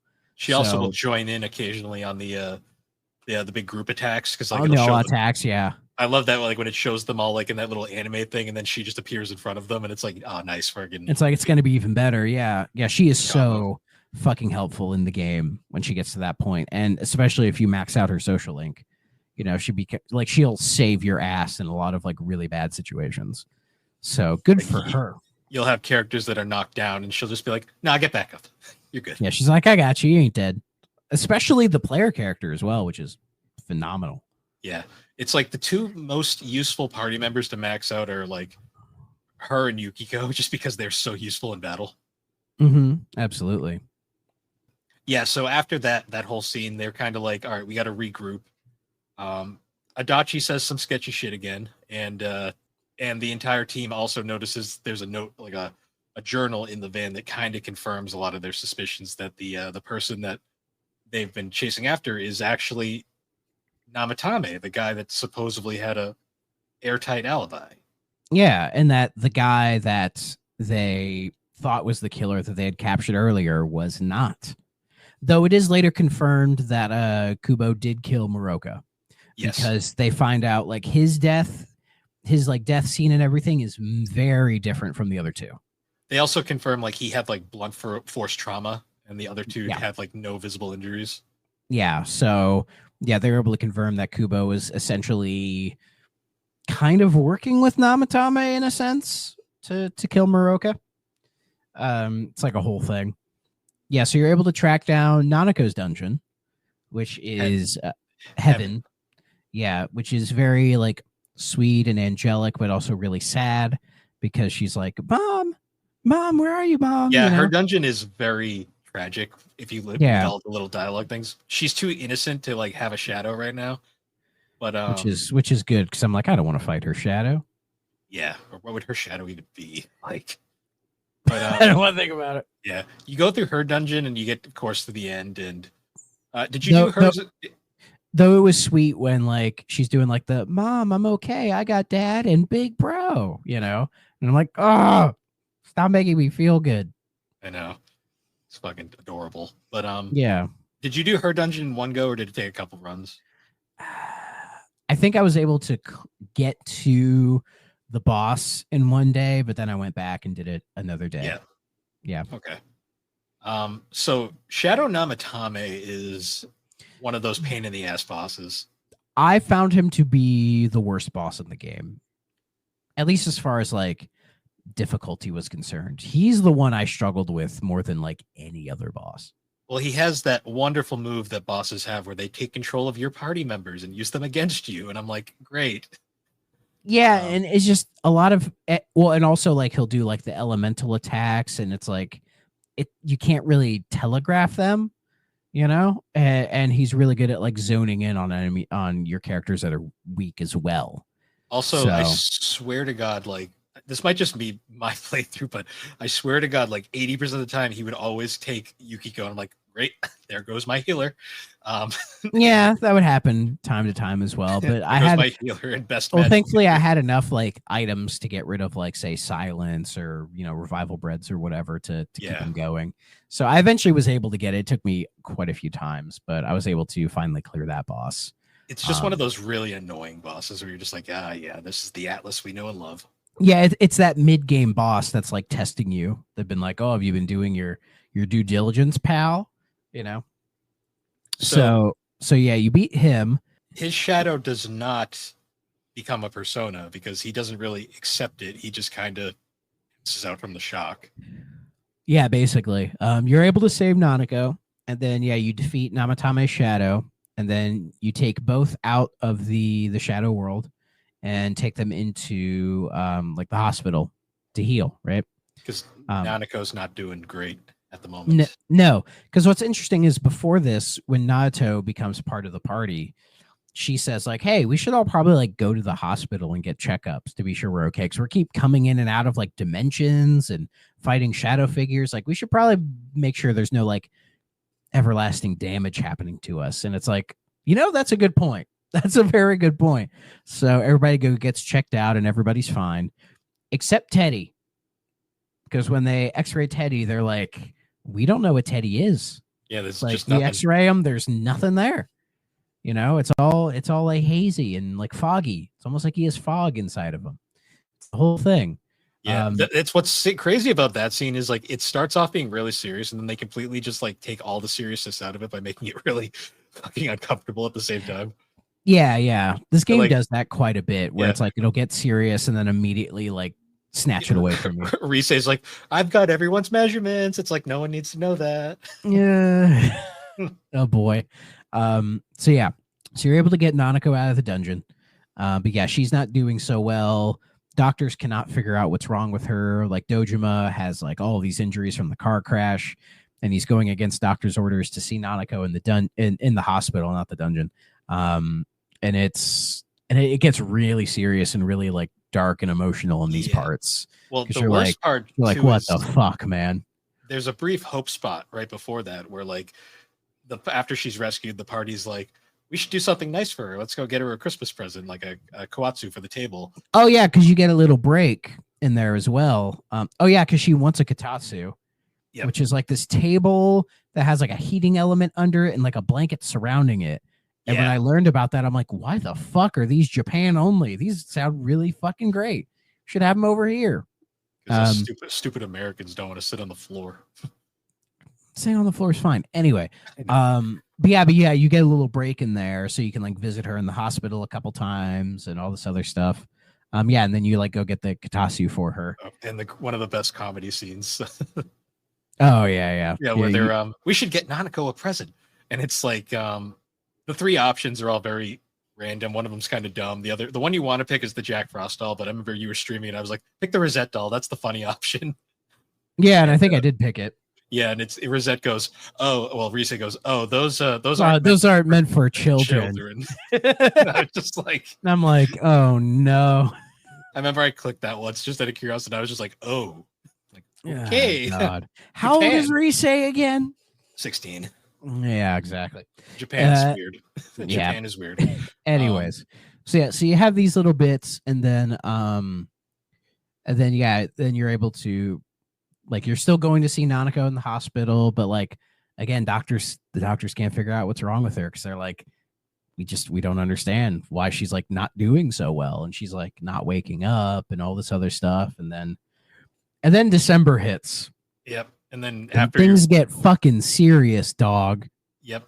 Like after you go out to go buy her the new Kawazu and the present, you get a phone call and it's like, took a turn for the worst. Get back to the hospital now, please. And once again, like Dojima is breaking like hospital protocol because he's like, no, I need to see my fucking daughter, the whole thing. And then Nanako fucking dies. Yeah, in because I remember we were playing this. I mean, we had all knew in the call, you had not. So I remember when that happened. And I was like, no way, no fucking way, And there's a great moment here where the game immediately after this goes, save now. Like serious shit is about to happen. Would you like to save now? We really highly encourage you to save now. Possibly make 2 saves just in case. Yeah, hold on. I want to see that screen. I want to see if I can find it. Basically, like, hey, serious shit's gonna go down, so you might want to just save right here, real quick. Yeah, it's like one of those like you don't have to save, but we encourage you heavily to save. You should just do it real quick. So you go ahead and save, and then yeah, like more real serious shit goes down where Nanako is presumably dead. Everybody's emotionally shook by this, as they would be. And then they're like, where's Dojima?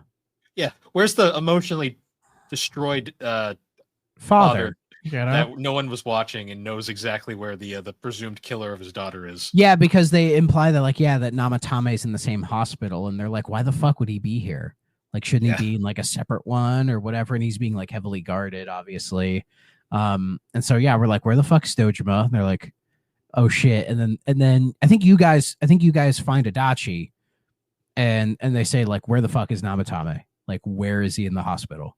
And he won't say it, but then Yosuke's just like, just tell us where he fucking is, like basically shaking him. Kanji threatens him to like basically murder him if he doesn't tell him where they are. And then you go there, and then you find Dojima. Like, he's like, I just want to talk to him. I just want to talk to him. It's literally the Peter Griffin meme. I just want to talk to him. Yeah, and they're like, no, we can't let you in, the whole thing. And then, but he's able to distract them all so that you can get in there. And then you get one of the most important and dramatic scenes in the entire game. Like, when people talked about this game to me before I played it, when they're like, hey, when December hits, save, because shit's about to get fucking serious. I wasn't quite sure what they meant. But then I was here. I was at this point where I'm like, oh, shit is fucking serious right now. Where Yosuke does like a weird character turn where he's getting like, you can tell he's very distraught about everything. And he's basically implying that like, hey, let's throw Namatame in the TV, like, so he's gone.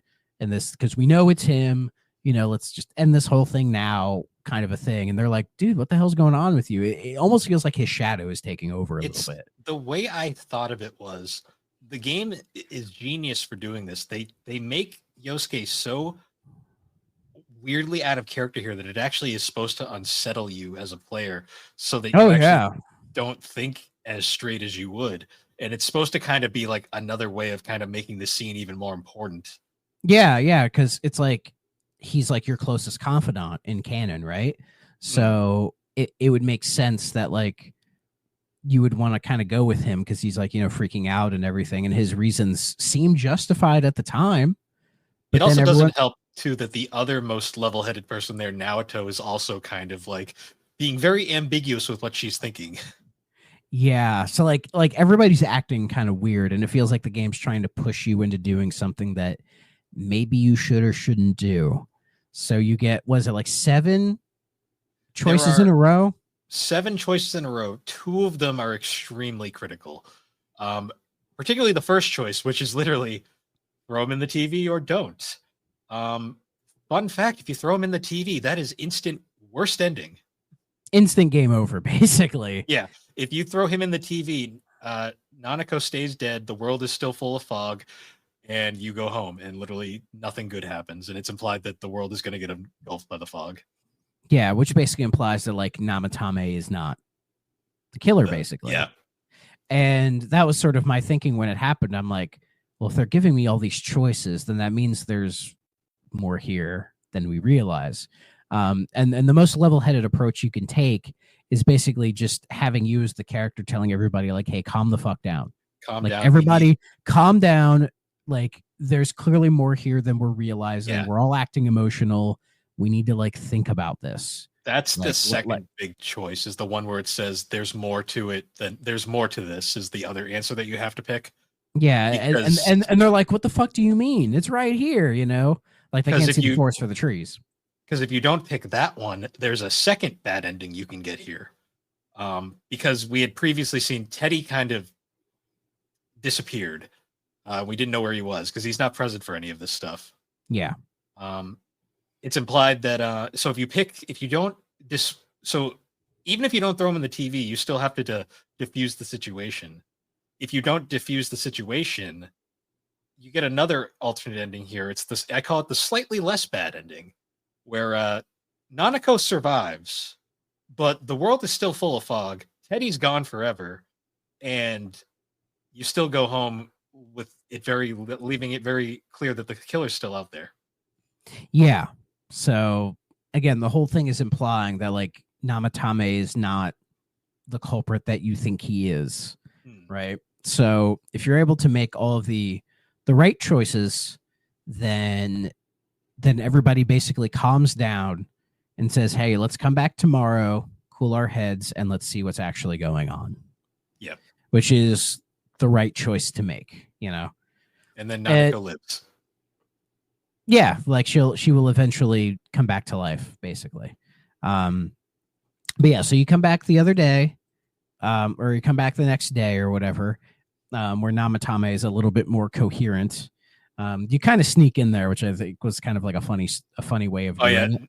Naoto's like, police business. There's a thing in the lobby, and they, I guess, like made some sort of distraction in the lobby. Yeah, and then like the whole gang shows up immediately, like, let's go in, guys. And then you talk to Namatame, and then you get a giant fucking lore dump where it explains Namatame and his entire situation and how he got here. Yep, and it's very implied that he's not a bad guy. He's just heavily misguided. Yeah, because he thought he was protecting people by kidnapping them, because he would see the women show up in the midnight channel and then they would be dead afterwards. And it was like the first was like his mistress, you know, seeing her die really fucked him up.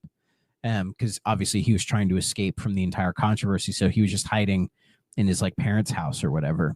Mm-hmm. And then he saw like the other, he saw Saki die, or that she appeared in the midnight channel. And then he found her and tried to like help her, like kind of confront her or whatever.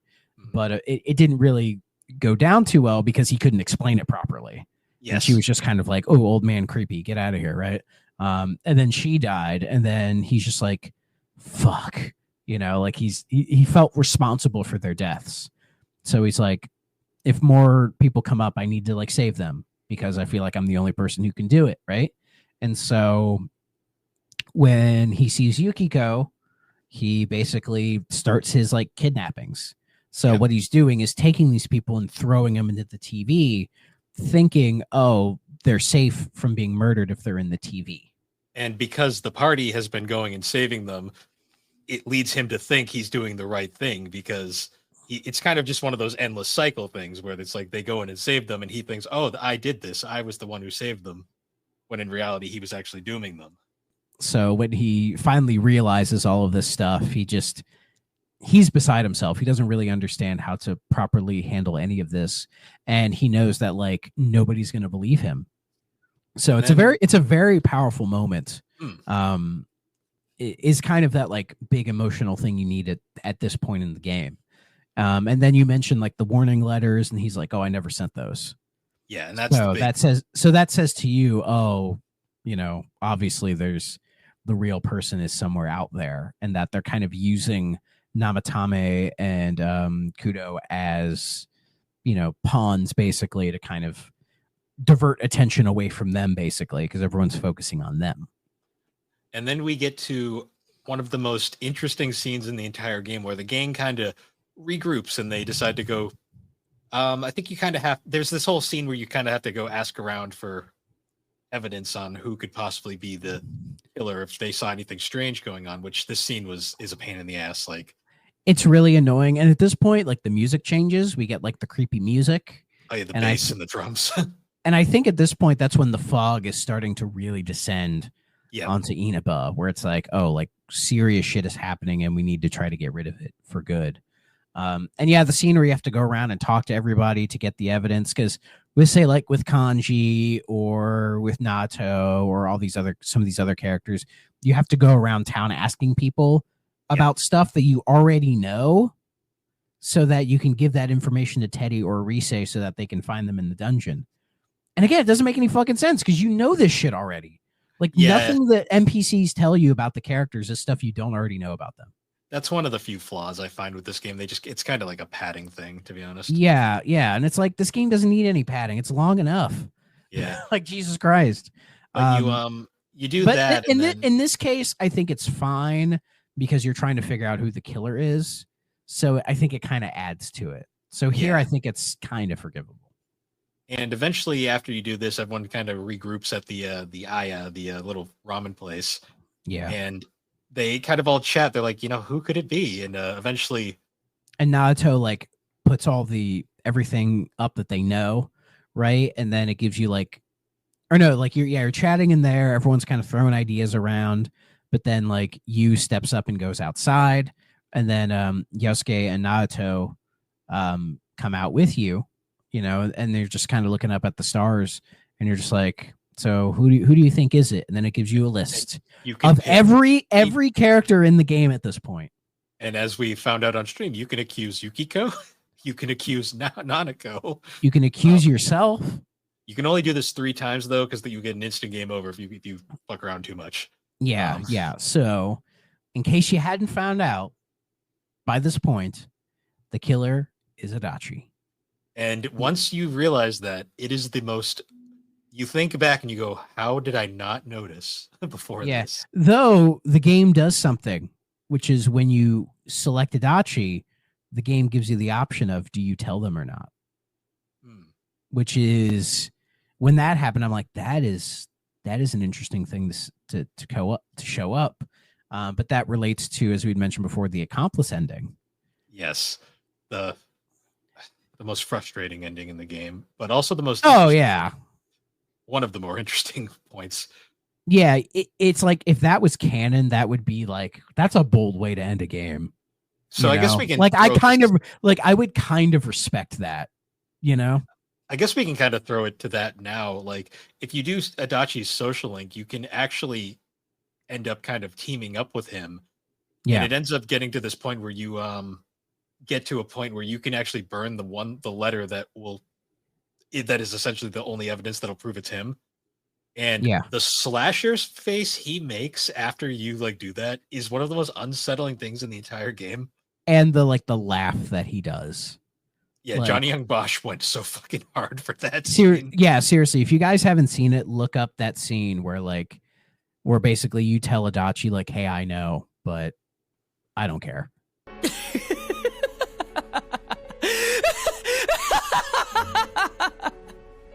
He basically loses his mind, like, right then and there.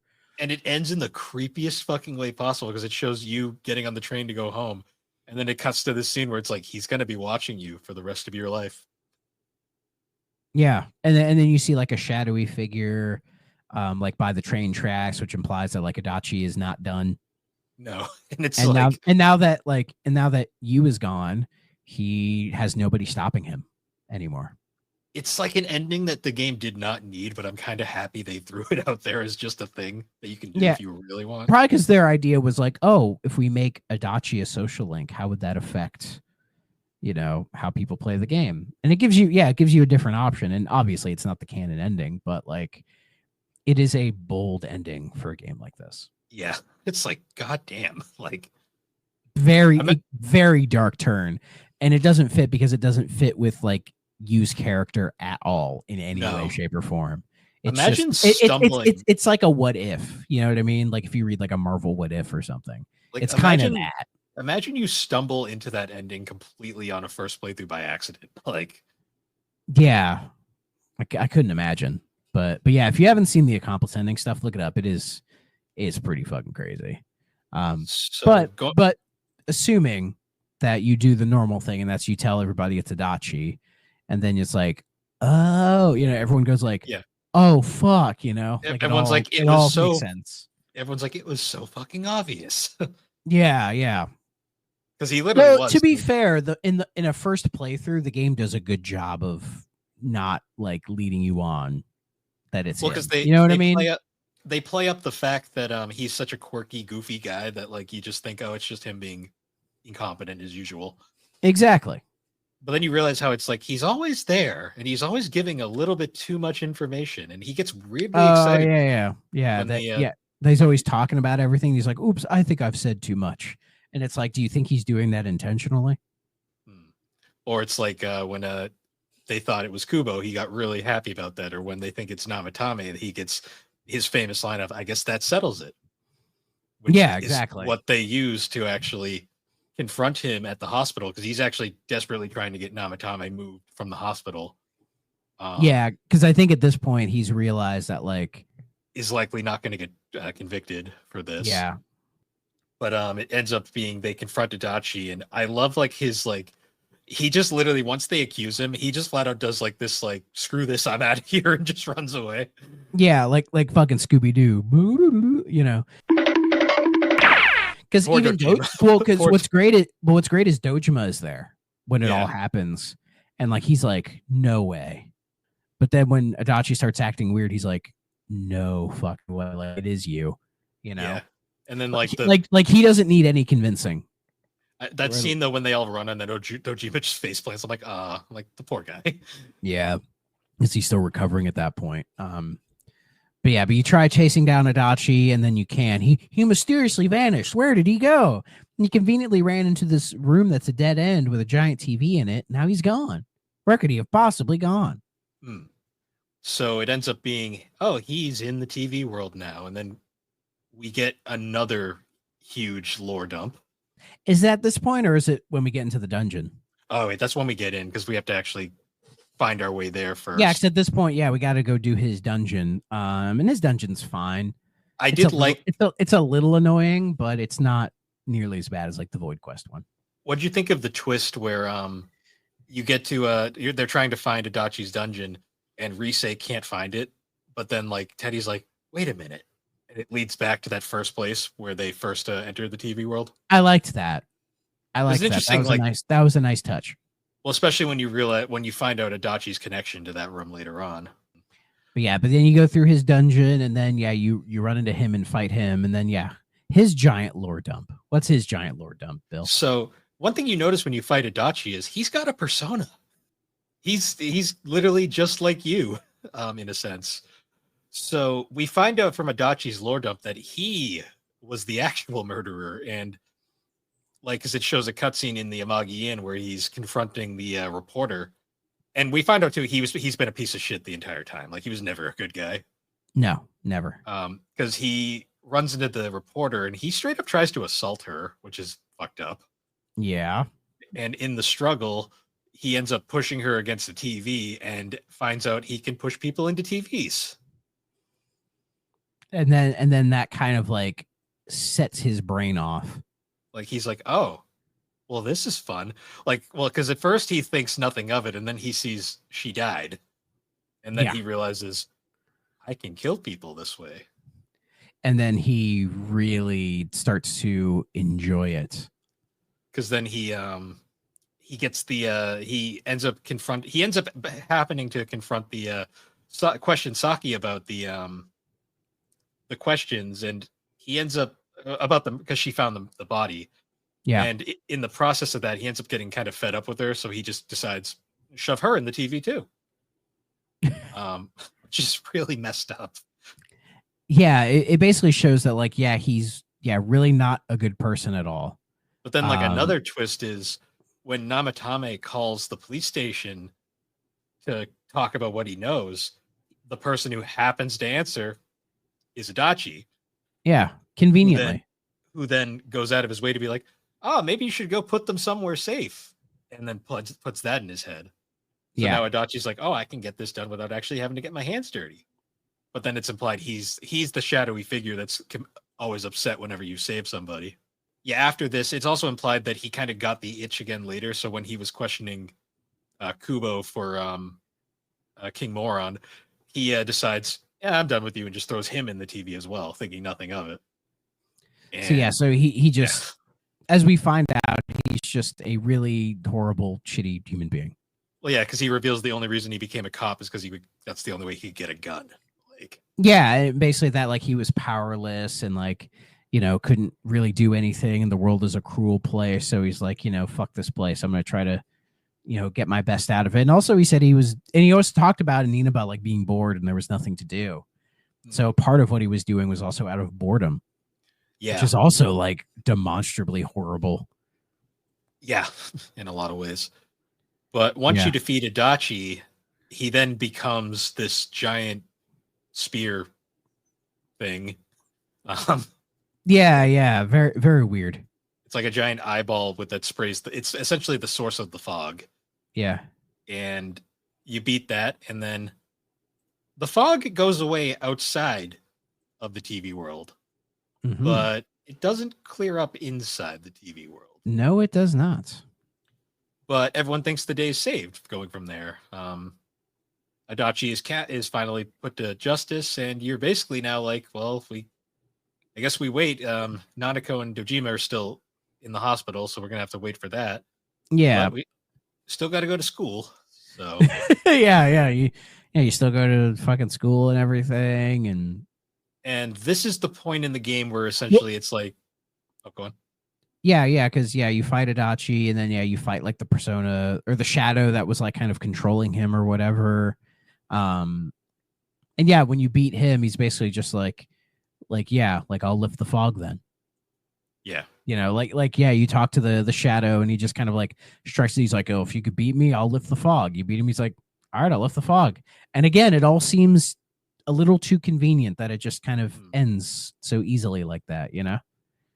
But at this point now, there's a bit of a lull in the game where essentially it's like, all right, you got a lot of time on your hands. Work on your social links that you haven't finished yet. The ones that you still have access to. Exactly. Or any side content you haven't done yet. Because the next thing we get to do is we get to go on a skiing trip. Yeah. And the skiing trip part is great. That's a lot of fun. It is. It's a cool thing. I love the goofiness. Like, I love they're in the lodge and they're telling ghost stories, and Yuki goes a little bit too into it. Yeah. And then you get to go. And they even bring in like the creepy music as well. Yeah, which I thought was great. And then on one of the skiing days, you and whoever your love interest is at the time will get lost, separated from the group. And you end up finding this random ice shack. And I thought the game was going to go in a really weird place there for a minute, but before it gets too steamy, the entire party finds you.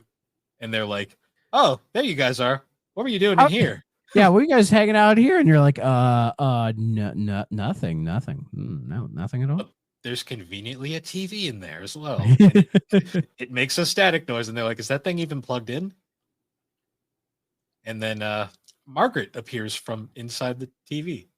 And she does, yeah. She's because like, hey, earlier... Because you're like, hey, you got to go back in. You're like, well, the fuck you mean I got to go back in? Well, because earlier on, there had been a little scene of, we just saw Mary in this weird shadow world, and it was like, that's weird. Yeah, because she disappears for a while. Because you go in to like talk to Igor and Margaret, and you're like, oh, hey, like, you know, where's Marie? And they're like, I don't know. No, she left, and I don't know. She'll come back, hopefully. Exactly, yeah. But eventually Margaret's like, yeah, you got to save Marie. She's lost. And I love how like all the characters just don't even react to this character that just pops out of the TV, and it's like, it knows you for whatever reason. Yeah, they're like, I think at that point, they're just like, yeah, whatever, man. Yeah, at this point, it's like, okay. I think like Yosuke makes a comment about how beautiful she is, and then we move on. Yeah, natural. But this is the bonus dungeon of the Persona 4 Golden, which is Mary's dungeon. And I have to say, Mary's dungeon is weird. Yeah, you can tell it's kind of it was added specifically for this game because in a weird way it's almost kind of like thrown together. I will say the one fun thing about it is, so we'd mentioned earlier, when you complete a social link, you end up actually, if it's a party member with a persona, their persona will evolve into their ultimate persona, which is cool. After you finish, you defeat Adachi's dungeon, there's another cutscene that happens where the personas can evolve again to a third form. So right. This is the first dungeon where you actually get to utilize those third forms. And I will say Kanji's and Yukiko's and Risei's in particular are fucking amazing. They are. They really are. Like Yukiko's especially, like I've said before, I'm not the biggest fan of her as a character, but in this, when it comes to like the combat and the dungeons and all that, she is essential. Yeah. She is so fucking impactful in the entire game. Because she is the best healer, and she's a fire mage, but she also has the single strongest fire attack in the entire game. Yes. The like fire petals or something. You get it for when you unlock her devastating persona. Attack, yeah. And I love it because like she's just like burned to scarlet and just burns the fuck out of everything. Oh yeah, and it just, even if like enemies aren't weak to it, it just fucking wipes them out.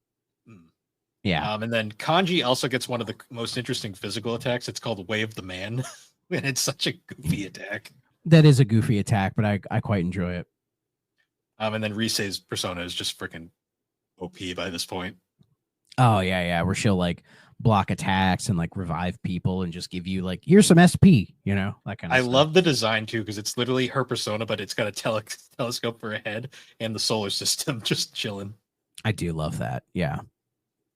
But you go into Marie's dungeon, and then you finally find her, and she's doing the whole like, oh, I gotta like sacrifice myself for the betterment of everybody, and you're like, what the fuck are you talking about? Fuck, I forget. Yeah, she just keeps going on about that specifically. Because you find out that she's actually here. She's actually a god in a similar sense to the giant ball spear thing. And something else we'll talk about later in the game. Yeah, so she's actually this kind of like deity character, and basically she's remembered who she is, and she's realizing I can't associate with humans anymore. Oh yeah, she was a spy for Amino Sagiri. Yes, but she ended up getting too close to the people she was spying on, like in all these cases, and she kind of went rogue. Yeah. And she's like, oh, I can't do this. I need to kill myself so you guys can all like live or whatever. And they're like, we don't have to do that, you know? But you fight her, and you fight like, you know, the boss that's inside of her basically, and essentially frees her from this like duty that she has. And then that she's allowed to, I guess, just sort of exist as a human now. Yeah. Like I love the whole like thing there too, where she's like, no, you can't be my friend. And they're like, well, we're going to beat the shit out of you until you are a friend. Basically, yeah. Oh yeah, because she finally realizes she's like she's the true form of like a goddess that's meant to actually protect people. Yes. So she's able to like be freed of like the fog and everything, and can just sort of exist as herself, I guess. But once you beat her dungeon, then you get back to the world, and she's finally free, and it is a nice cap on her storyline to a degree. I think in the game she's handled a lot better than she is in the outer media.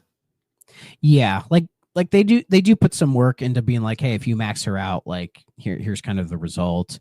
But if you're trying to get like the perfect ending, you have to max her out and do all of that Marie shit. So at least they make it to where when you get to the end, you're like, oh, that was pretty solid. I enjoyed that. But then after that, we get a fun cutscene of them in a bathhouse again, and the boys are pervs again because, of course, Japan's funny.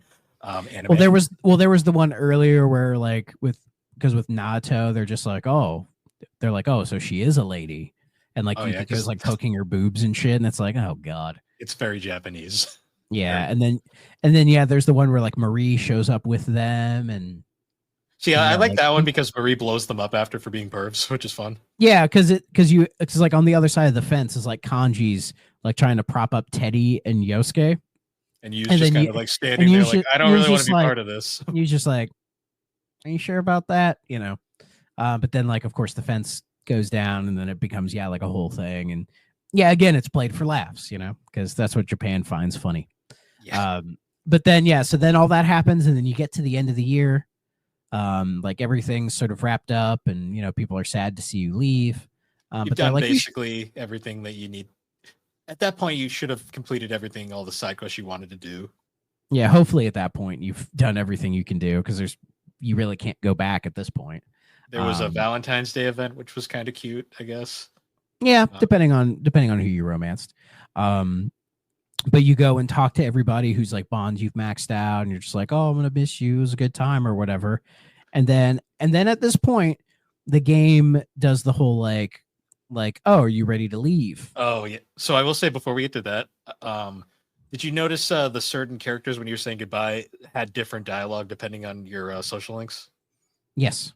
Because I know Yukiko's is really funny if you romance her, because she'll go through the whole thing of saying goodbye, and then she'll be like, you know what? Screw it. I'm coming with you. And then your character just goes, what? And then she's like, just kidding. I just want to see your reaction. Yeah. Well, Yukiko is the one who teases that the most. Like, I'll just go with you. And it's like, what? Fucking what? Well, her social link, though, also implies, though, she finally understands her place. Know your place, woman. Not like that. Sorry, I couldn't help myself. But anyways, so you get to the end, and then the game's like, oh, are you ready to leave yet? Oh yeah, this is where you can very easily miss the good ending again. Basically, yeah. At this point, you say no, and then you're like, oh, reunite with everybody one last time. Yeah. And then you all go back to the Junes, you know, and you all just sit there and hang out, and then they go, wait a minute. And then shit starts like going in their brain. They're like, wait a minute. Why the hell did this thing exist in the first place? Yeah. Basically, they're doing why did this even happen? Like what was the genesis of this whole thing? Because they're like, we closed it maybe, but we're not like sure about it. You know, they kind of come to the thought of, it's like, you know, how could Adachi push people into the TV? Like, yeah, they're like, how did this TV thing even happen in the first place? You know, like, why does it only happen here and all this other stuff? And then if you choose to go home right away, it just cuts to you getting on the train, and you get a good ending, but it's a very unsatisfying ending, I will say. Okay. I mean, I assume they don't add anything. It's just the you getting on the train and leaving, and that's it.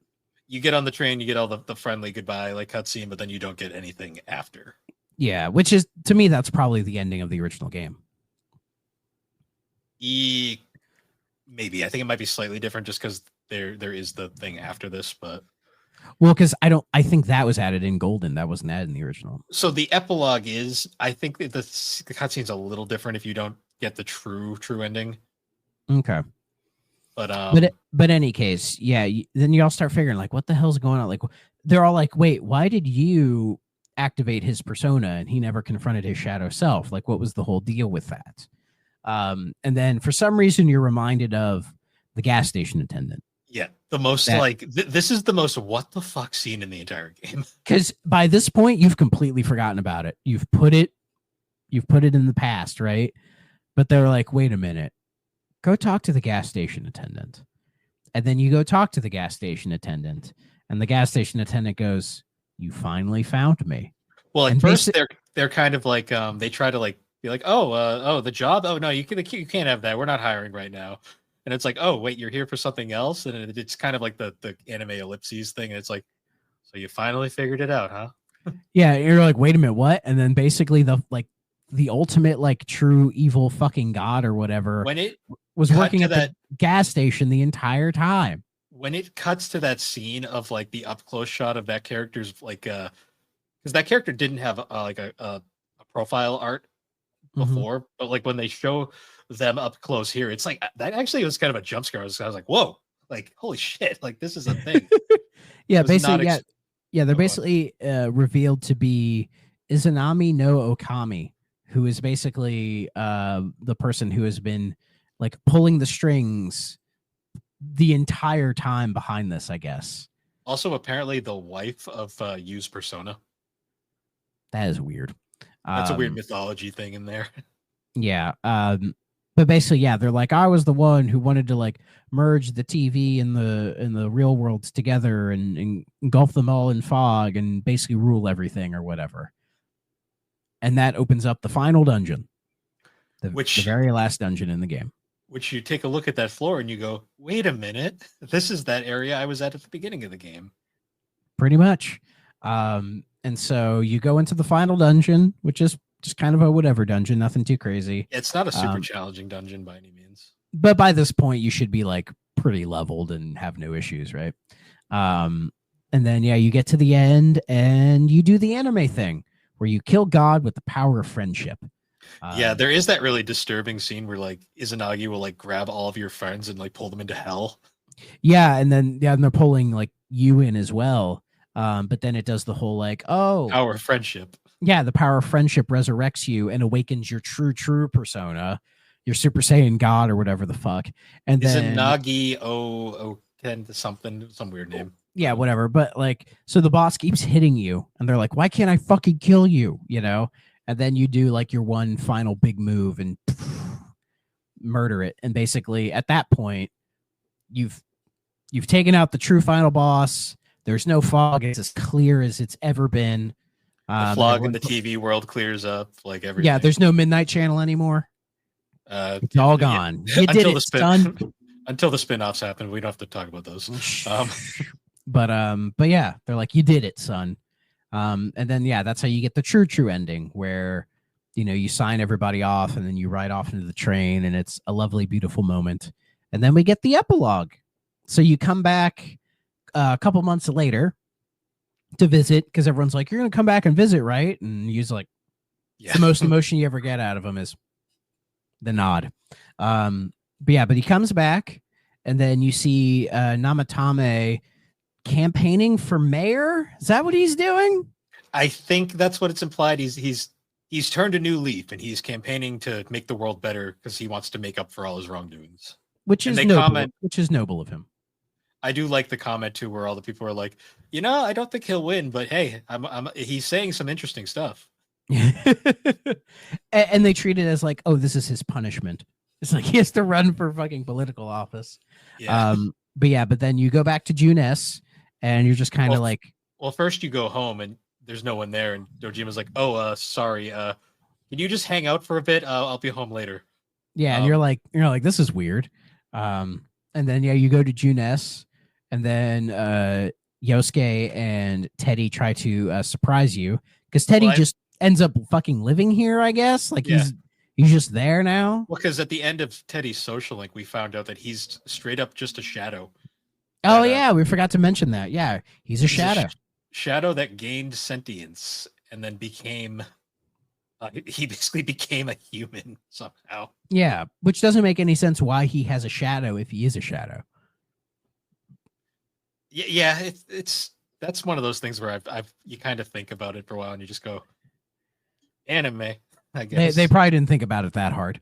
I love that like reveal though when they go to Junes and like you can clearly see everyone hiding in the background and then they're just like, oh shit, he's here.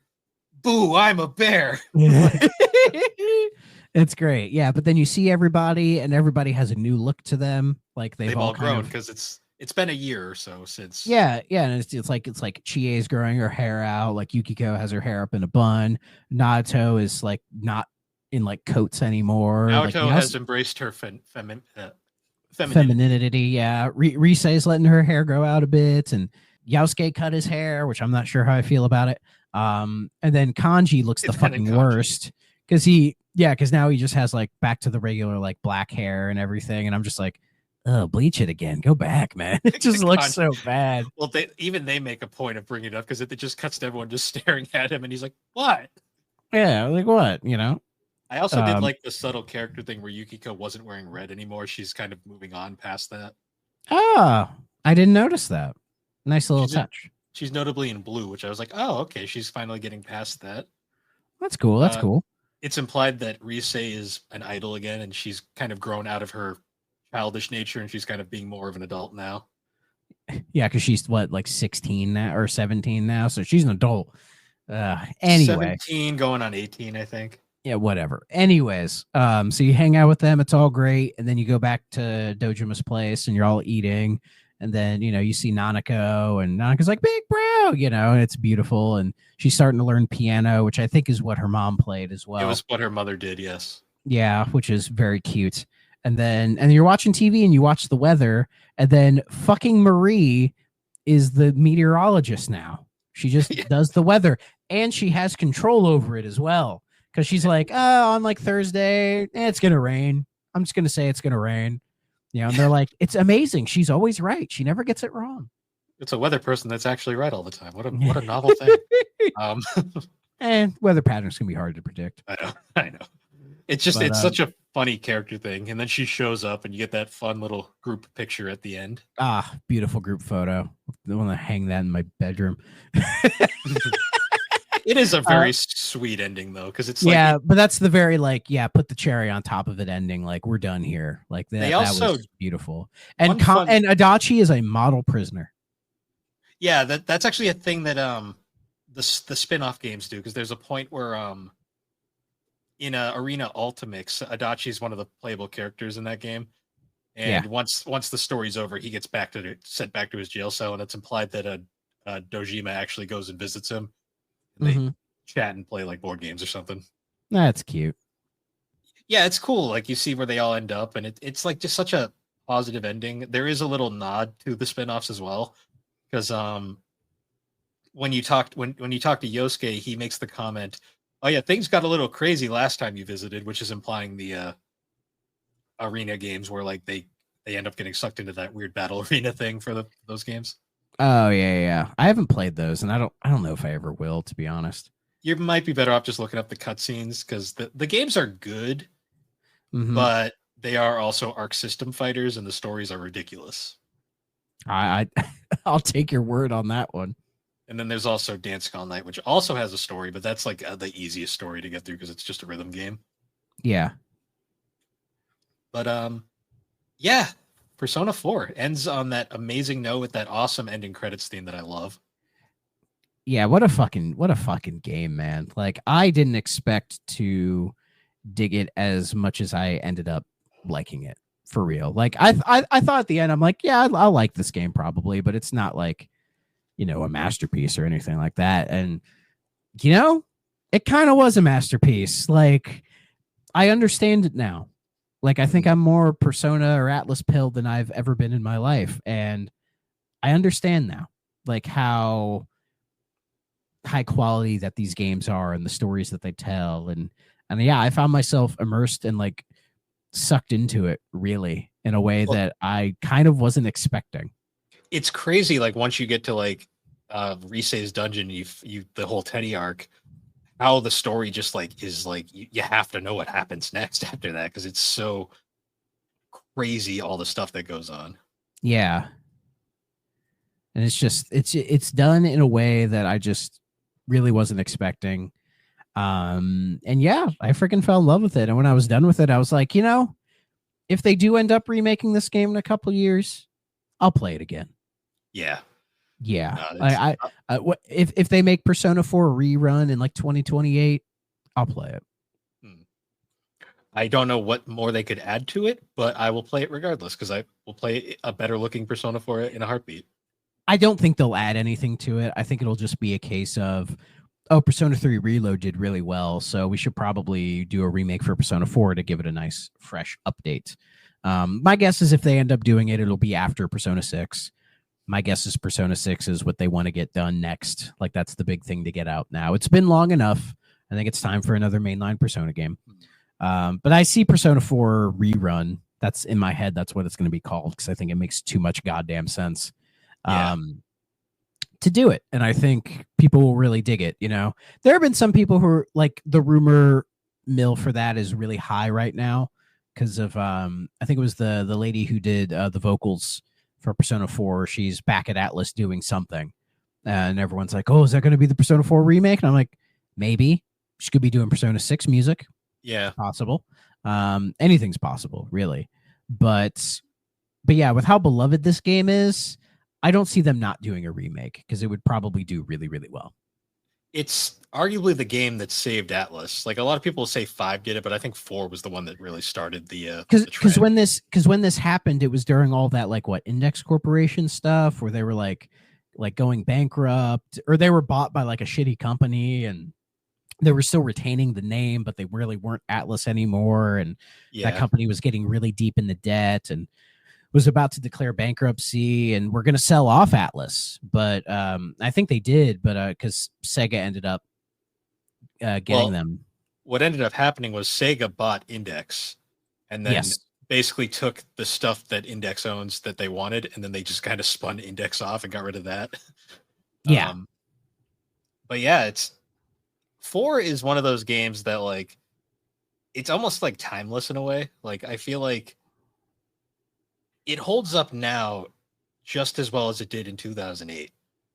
Yeah, I was really fucking impressed with it, especially considering that I didn't really know anything about this game at all and just kind of went in blind.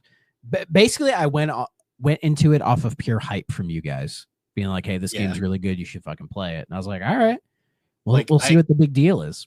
I understand like Metaphor and Persona 5, like the combat and gameplay has improved significantly, but I don't know. There's just a charm to the simple nature of 4 that I really enjoy, combined with that story that just that story sucks you in and like does not let you go. I swear.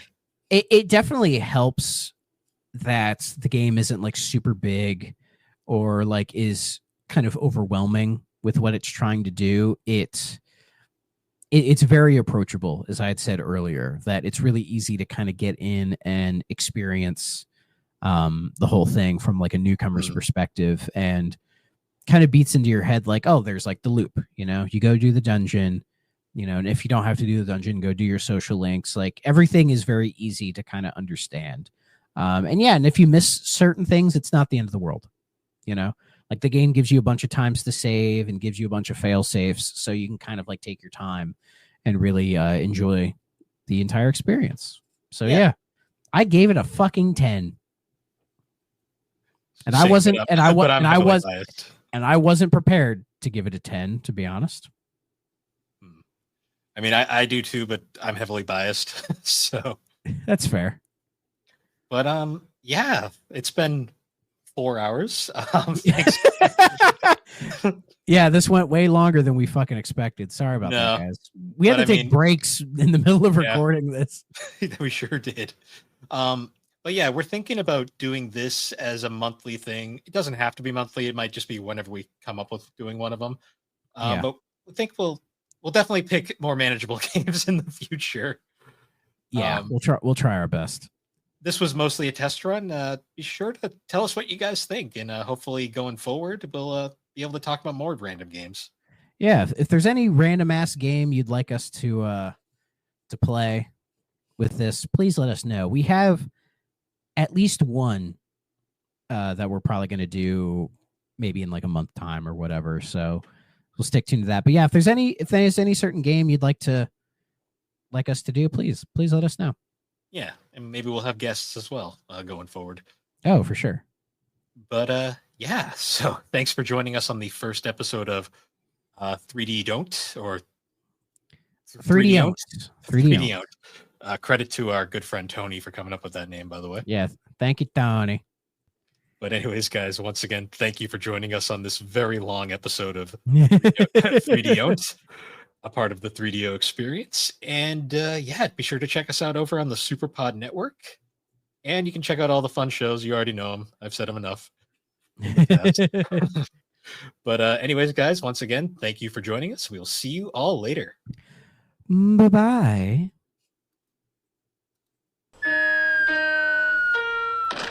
If you're not playing on a 3DO system,